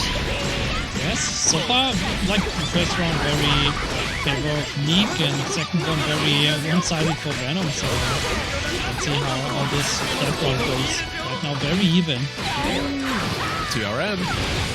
I think Taukaka, Neek was probably caught mashing there. Maybe trying to attack a throw at the wrong time. Could have been anything. But 6A into the Infernal Rapture. And the scaler, that's a really sick burst to put him back in the corner. Venom just rolls out, does not care Hiroki. No respect here. Needs to find one hit still. DP blocked. Oh, no punish! Yeah, it's a really hard one to punish. It's a really strong option, but obviously you can only do it out of the stance, so kind of the only good reactionary, preemptive. This time, goes to the rollout, doesn't let it happen though. It's wieder another super. Oh my god, maybe, no, okay, doesn't spend it. Oh, just chooses to say, again, doesn't spend it. What? Why? No burst available. Nick, you gotta cash really out. it. Oh no. You gotta cash out. You can't. And Nick, maybe, I mean, I'm not sure if the routing there means that he couldn't quite convert into a super or something, but yeah, like you say, you got 100 meter, no matter, you gotta be able to land those confirms because that can happen. And games like that do a number on your mental, right? You gotta think you had the game in your hand. That this first game could have been yours. You could have been 2 games away from grand finals, and you let it slip. And Venom capitalized. Definitely going to be carrying some of that momentum here. Up to a good start. It's like, okay, I'm not gonna drop my combos anymore and go all out. Yeah, Time for revenge. It's a bad situation there where you don't fully convert off the overhead and your opponent just manages to walk out of the corner and come out grab.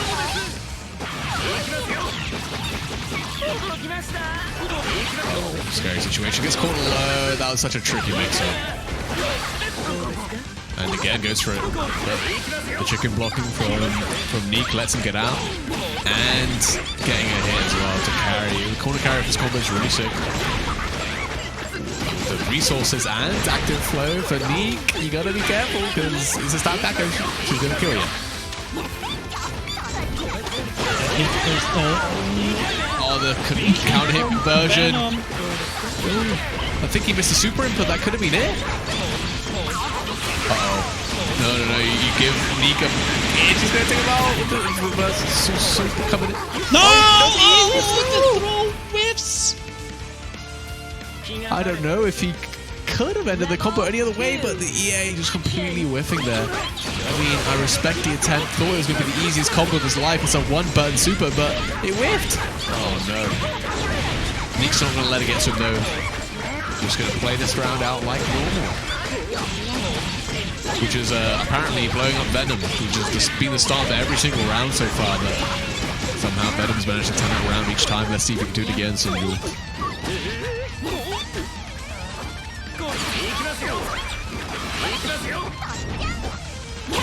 Oh, big trade. Counter hit anti. Venom's just still stuck in this corner. Finally, CA's out counter hit as well, so gets a knockdown. Oh, the wall ride. Can't even catch him. Yeah, but also you get the further away she slides, you know? Yeah. Alright, Neek again. This could have been another game to Neek if he just didn't drop that combo at the end there. But you know what? If you're going to make it harder for yourself, at least you can be clutch enough to come back.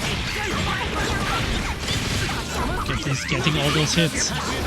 Definitely has the possibilities to take this turn. Yeah, I mean, Blaze Blue, you know, it's not an easy game. Execution in this game is genuinely a very high level skill to convert off of all these small hits, off these counter hit situations. And, you know, after a long tournament, in these loser final situations, you know, you can lose a little bit of your touch, you know. You normally would hit these combos, you normally wouldn't drop those, but at this point in the tournament, you know, longevity is still a factor. We're checking who has that tournament stamina. Yeah. Can still bring the A game after playing for around 2 hours. Yeah. I mean, they'd probably be playing longer, let's be honest. They didn't just turn on and turn up to the tournament. These guys were pretty grinding a little bit. Oh, the overdrive raid is actually going to punish the attempt. Tries to get a reset as well to finish it off, but maybe overextended there. I mean, with 100 meter and overdrive, you think he could have just supered and killed.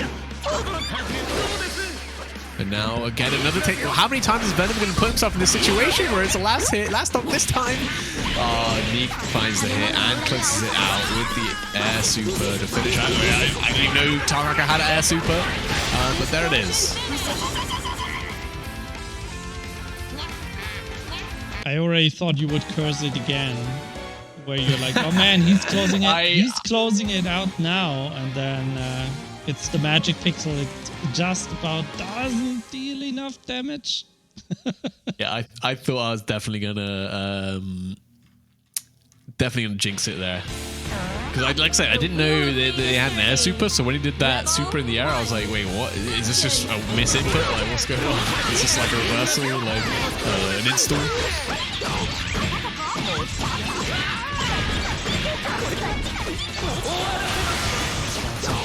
Oh, okay. Overdrive also punished. Nice. This is very big for Neek, because now Venom spent a resource, didn't get anything out of it. Luckily, when you overdrive raid, you do get a decent amount of your burst back, but it's not coming back this round. And when it's one more hit before you're down around, they're gonna be good. Oh, the Serpent Step Benediction, fully invincible and wake up.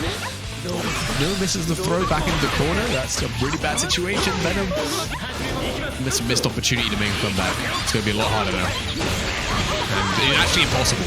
Oh, wow, actually, never mind. He's gonna spend the burst for it. Not impossible, but very unlikely still. No chance. Oh, he's getting that hit. One more air throw. Is that enough? Keeping it burst safe? No. He drops it again. Venom, the nerves are maybe setting in here. How is he putting the reversal super at the RC though? Of course not. To overcommit here. Down to hit CA. All of a sudden, no. Oh, he does it. Venom does did it. How does he keep making these comebacks, SinJul? I don't get it. Like, when you see someone burst on a pixel alive, you want them to be punished so bad. You do not want them to be rewarded for their efforts, because you know what? They'll do it again and again. I guess that separates the good players from the noobs. The good players can, make questionable bursts, but still win. Yeah, I mean, not to say Neek's bad. This is not the good players versus the bad. This is the good player versus the greats. And Lord Venom wants to cement himself as one of the greats to win with the last chance qualifier, to come in. I mean, likely already qualified, but, to come in off of a win, that's going to be a lot of momentum coming into playoffs.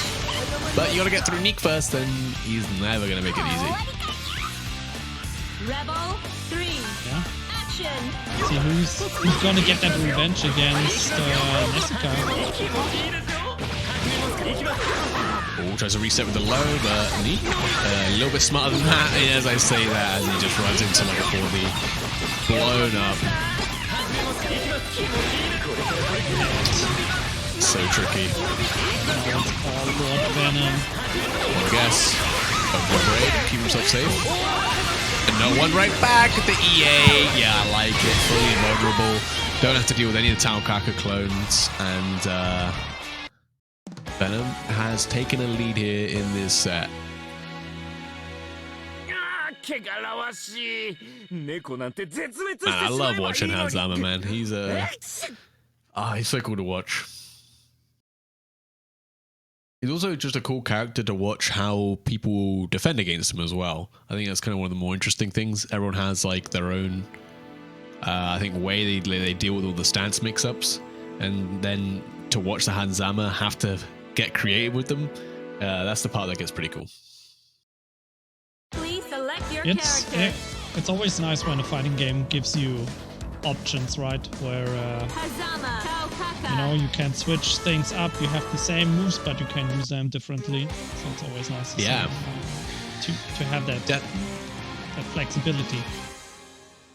That's one of the nicer things about these stance characters, right? That they always have that flexibility, right? You go into this stance where you get a myriad of options, and Hazama's options, obviously, he almost gains momentum the more he uses them, and just using ones in different situations to mix up your opponent, it's a lot of player expression. Because I mean, out of that stance, he's got a near unreactable command grab with 50 meter, and I haven't seen him use that option once, and I think, there's going to be this game 5 situation where he's just going to use it and no one's going to be ready because he hasn't defaulted to that option a single time.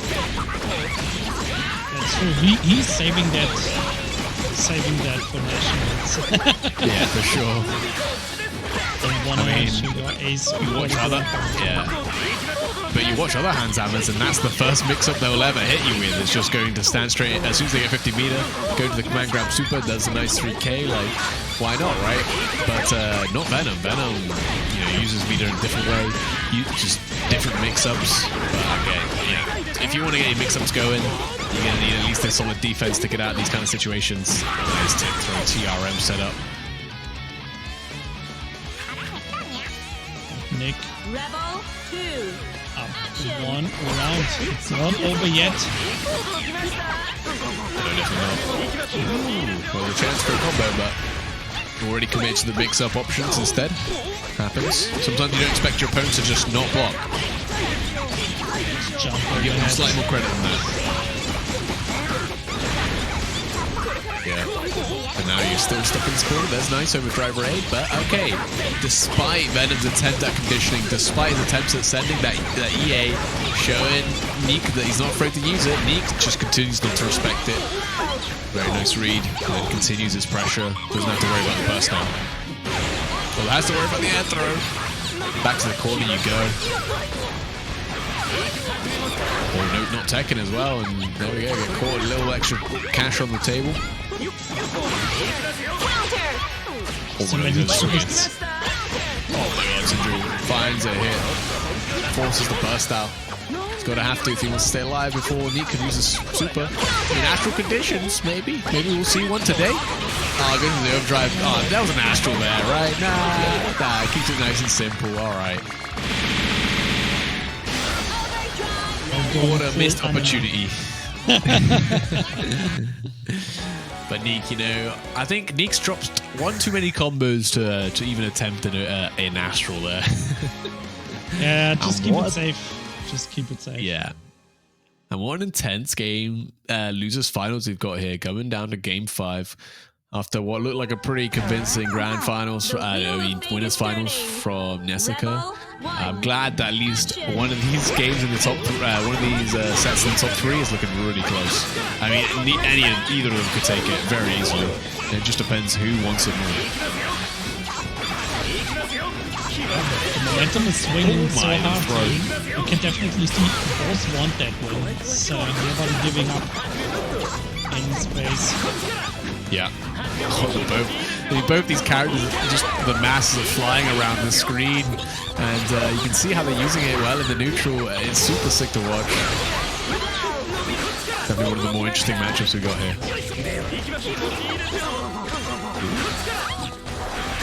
Gonna be so patient here though, and wow, that's a really nice stuff on the dash up attempt from Neek and into the super. Is a nice easy way to close that out. Venom here is on set point for the first time, and with all his resources available, is looking like he's primed to take this last game here, SinJul. Don't call him too early, Lazarus. We saw he's what primed. he can do. We saw what he can do when he gets the opponent to the corner. Right now he's getting buffed though. Gonna get burst back though. We've seen what we can do. The overdrive command grab, opening them up in the corner. Nice conversion. Now you're gonna be in this last hit situation. You gotta be careful. This is Hazamo talking about. He's a mixed machine. Gets out of the corner though. They're very important. Still So much.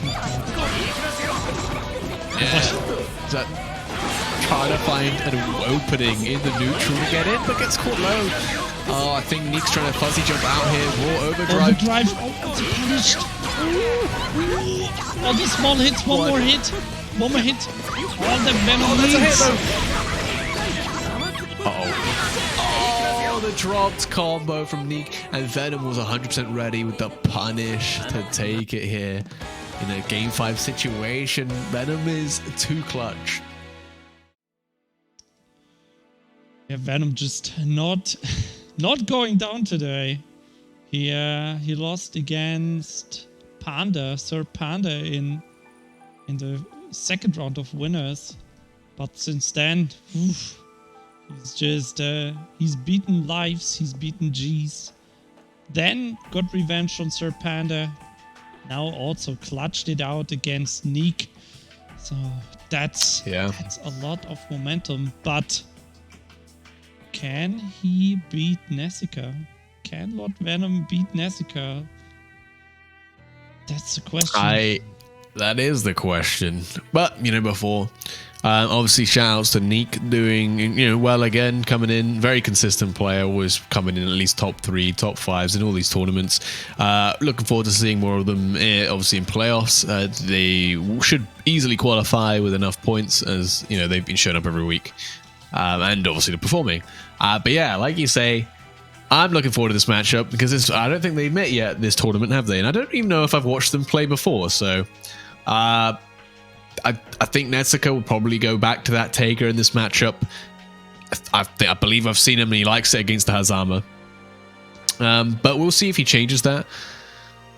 But Lord Venom, again, this tournament, he's looked so incredible. I've not seen him play this well before. I mean, I've seen him in many tournaments, always performing decent, right? Occasionally getting these good upsets. Versus top players, but never really taken it to this extent. Coming in here, grand finals. Unfortunately, on loser's side, Nessica gonna have to try and stop, any of this momentum from Lord Venom nice and early, because you don't want let this guy have a bracket reset. That's for sure. And wow, what do you think about this Susanoo pick from Nessica? SinJul? I like it. We have not seen. I mean, I love. Yeah, I'm a fan of Susanoo. It's also, it's kind of the non-mirror mirror. It's a Hazama in the armor, so. Yeah, true. Wow, kind of. Basically, it's Terubi, which is basically Hazama. Blaze Blue. Sorry. Is complicated. Let's not get into that. We could be here all day. And oh no, but that's the thing about Susanoo, that he is a heavy momentum-based character. The DPRC throw, I think it's like an OS. It's very strong because if the DP hits, you don't get the throw, or you get the throw, but you can push the combo after anyway. Oh, nice enter. Playing it safe, backing off. Venom had such a lead in this round, but yeah, that's the problem about Susanoo, is that he really is the character that if you give an inch, he'll take a mile. Unlocks a lot of his specials there above his resource bar. And once he gets a few of them, especially that DP, he's going to be using it. Special unlocks, he has to do it every single round. Yep. No, very strong character nonetheless. You would think that he needs to avoid specials. Maybe he's kind of weak, but not. That's just going to be a perfect hit into the super. That should be more than enough. Oh no, misses the sword input. Oh no, it's because the overdrive ran out, so he didn't have the sword anymore. Unfortunate. But here we go, Venom with a chance to play. I mean, not going to be a perfect for Nessica. I mean, it was looking so good for Venom, and oh, it's looking good right now. The DP whiffs, no punish. The 6A, point blank. I guess it works out. Nessica takes it. 1-0. So, Susanoo Overdrive unlocks all specials temporarily, right? Yeah, so while he's in overdrive, he has access to all specials, and he has access to a special super, the 50 meter.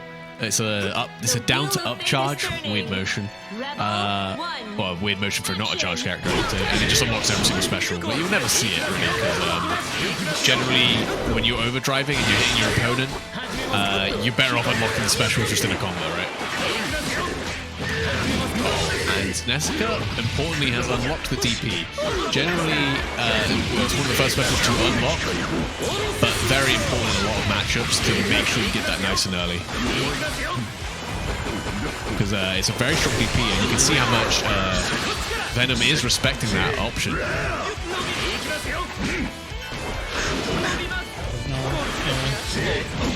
Oh, that's insane. We've seen that in previous matches as well.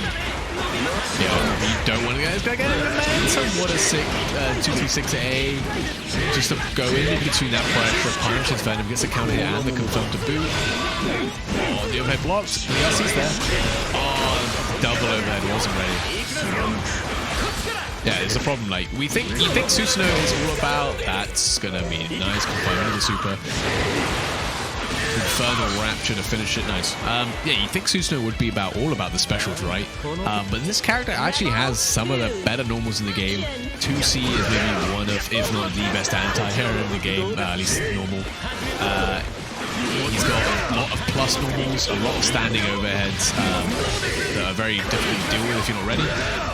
And right there, you can see exactly what I mean. That 2C is ungodly. This guy's a boss character for a reason. Got that life bar. Flood Venom. Quite good lead. 2/3 gone. Overhead. He blocked the overhead and then went into CT, the crush trigger.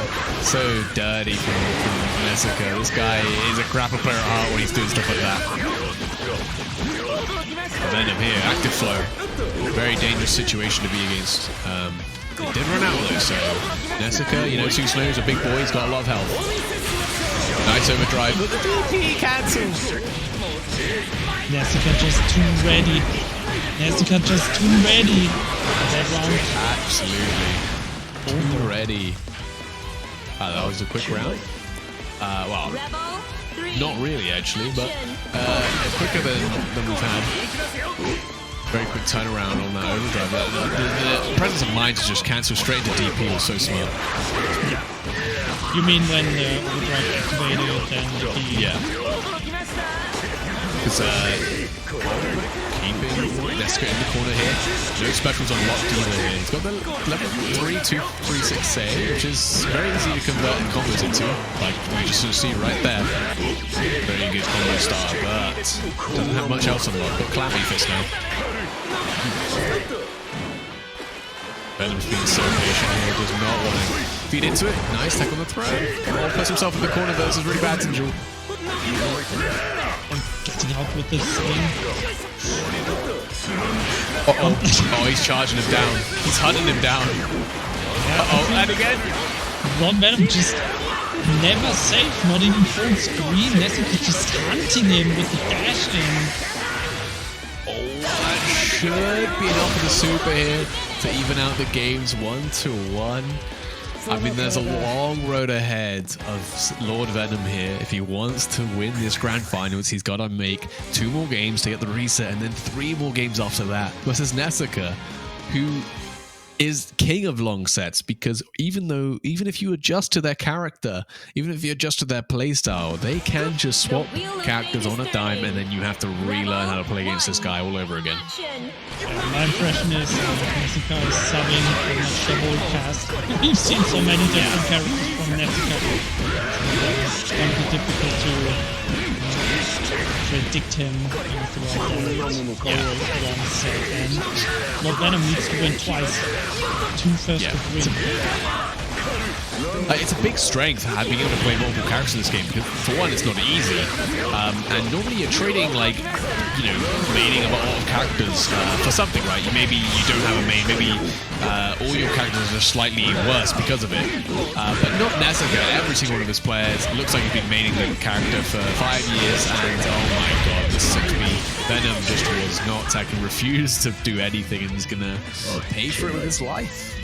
Level 2. Action. Seems to have recovered from the previous match. Yep. Goes to the reset this time. Closing blocked.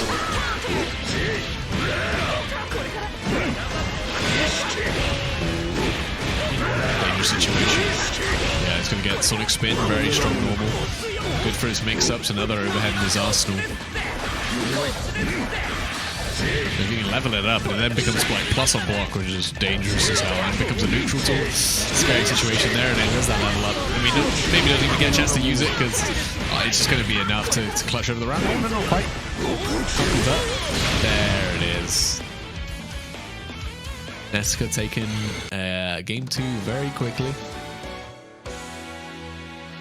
2-1 lead.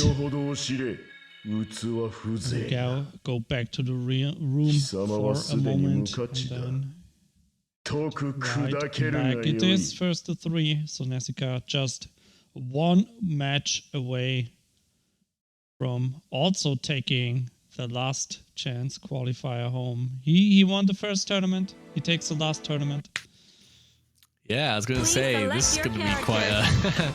with the 2 Russians in Star and Nessica coming in and holding down the fort, basically winning 2 qualifiers each. I don't know if I haven't kept up with with KOF or what is the other one? Tekken 7, but The wheel of fate is at least I know in Strive that we've had at least 4 separate winners.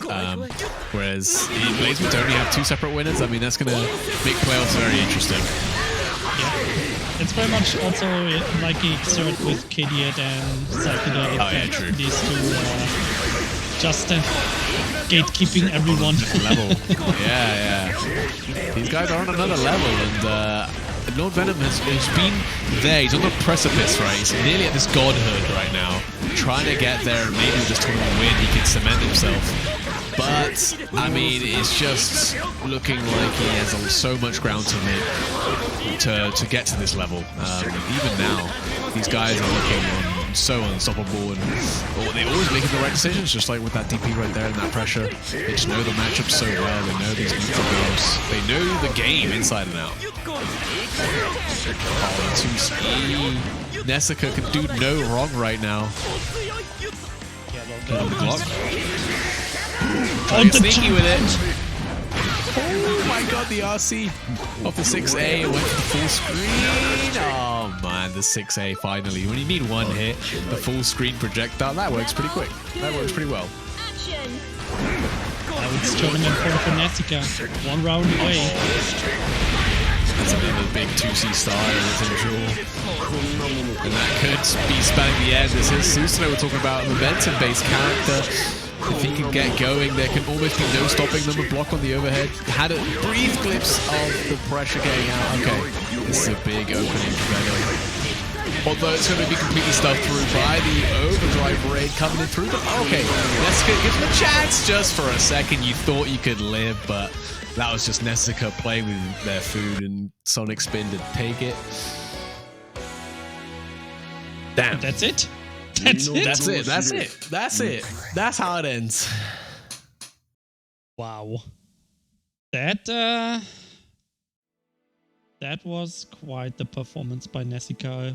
My god. Yeah. I think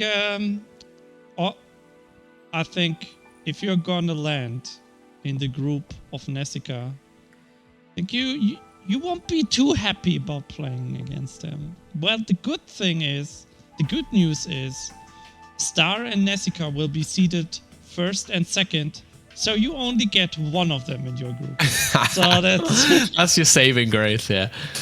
It will be interesting to see how those groups line up. These are definitely the top players right now. They're the players to beat. They are taking it in most of the tournaments. I mean, Nessica is still the wanted champion as well over on Damascus's channel. Very strong. But we've seen people scratch the surface of them. They can bleed. That means they can be beaten. And Lord Venom maybe got a taste of that today. Couldn't quite make the whole 6-game run back, but it's very rare it does happen in these grand final situations because it's such a mountain to climb. That is true. I mean, in the end, he lost the grand finals, but he placed so well. He is in the playoffs for sure. With those, what does he have now? 17 points. So he's easy enough. He should be like fourth place, 5th place, something like that. With Panda and Nick also going up with their scores. But yeah, he's definitely in. So that's something. He's in that group stage. We're gonna start with that next week. That's gonna be round robin anyway, as you mentioned earlier. So you have to play everyone in your group, no matter what seed you are. If it's just kind of setting which group you're in, because that's set. What is it? 1st, 4th, 5th, and 8th place are in one group, and 2nd, 3rd, 6th, and 7th place are in one group. So yeah, definitely going to be interesting how those shape out. Again, those are longer sets, right? So they will be very much more like volatile. I think you won't get as many blowouts when you got several games in hand to make adaptations and things like that. So I can't wait. I can't wait either. So that's what's gonna go down for the next 3 weeks. We're gonna stream 4 matches every Friday for BBCF. That's gonna be 1st to 7th, as mentioned. So you're gonna pretty much see all players every week for the next 3 weeks, and then the top 2 of each group are gonna go to a single elimination bracket that we're gonna play in 4 weeks. That's gonna be our top 4, and that is 1st to 10. So wow, that's a hell of a way to end it. That's gonna be a very long set. So I hope you're looking forward to some endurance sets right there. It's what I love about this. It's you have the best players, long sets. Yeah. You saw like Neek and Venom. It's just going back and forth. 1-0, 1-1, 2-1, 2-2. Yeah. Right. And in these sets, like if it always goes back and forth, and you have that 7-6, it's kind of crazy, right? It's just it can it's like become an endurance test. Like how long can you last? Can you go all 20 games even? It could go down that right way, and you have to be ready for it. So yeah, definitely will be fun. At least you only have to play one every week. So yeah, you only true. have to be ready for playing But those imagine trying to play 18, 19 games versus Nessica's Taiga. Like, your brain would actually explode. Like, you wouldn't last. Maybe it will go... it will be done in a flash, It depends Probably, on maybe it won't matter. how nice Nessica is to you on that day. Yeah, very true. But yeah, so we are gonna calculate the points for the top 8 tomorrow, so you will know within this weekend who is actually gonna make it to the playoffs starting next week Friday, same time as usual, 7:30 in the evening. And if you wanna keep updated, follow our Twitch channel and also our Twitter. We are gonna post all the news on Twitter as well, like the matchups, who's gonna play who and when and so on.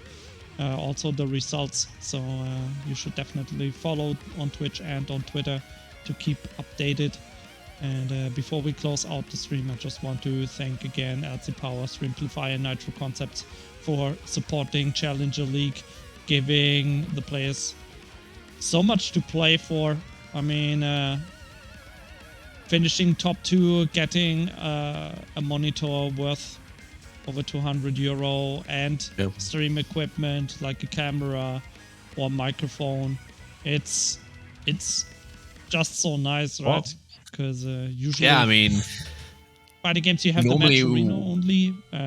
So having these bigger prize pools, in total it's over €3,000 across all 5 games. That's amazing. So I just want to thank the sponsors again.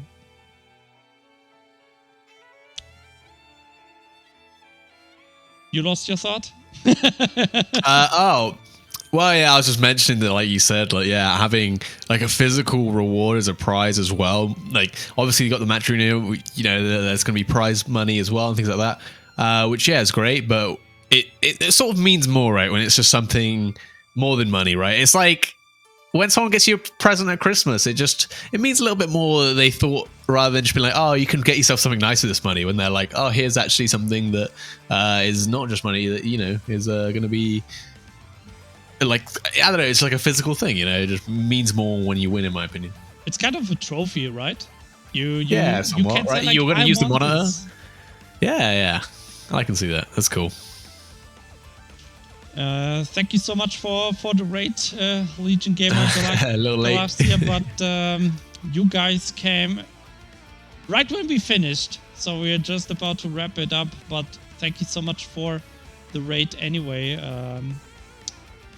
But that means you should tune in next week, 7:30 p.m. for Hell more yeah. Blaze Blue. If you want to watch Blaze Blue, you should be back next week. And with that said, guys, gals, I want to wish you a nice weekend. That was Challenger League week 4. We're done with the group stage. Next week is the start of our playoffs. Monday to Friday. 4 matches every day. Tekken, Guilty Gear Strive, Guilty Gear Xrd, KOF 15 and Blaze Blue Central Fiction. If you want to see the highest level in Europe, you should keep watching for the next 4 weeks. It is gonna be crazy. So yeah, Lazarus, any last words? Anything you want to tell the viewers? No, not really. I mean, I hope you guys have been enjoying the Blaze Blue. I know I have. Obviously, you can go and follow me on my Twitter, like LazarusC_I.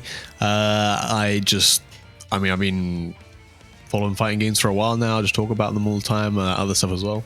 And maybe I'll do something more in the future than just commentating. But right now, it's just, if you watch Blaze Blue, I'm doing a lot of commentating for that, and even Strive, occasionally. As much as I like Strive, I'm slowly becoming sour on it, unfortunately, as I'm playing more Blaze Blue. Yeah, it is.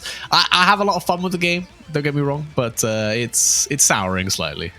Hopefully, there's a patch soon to mix things up. But there are more DLC characters to come, right? So I just have to. Yeah, there's plenty of time. Yeah, just have to wait for those to drop. But yeah, Lazarus, thank you so much for joining me on commentary thank today. you, Jen. It was great good fun commentating with you. And with that said, we're wrapping it up now. Guys, have a nice weekend. Stay healthy and see you again next week. Bye-bye. Bye.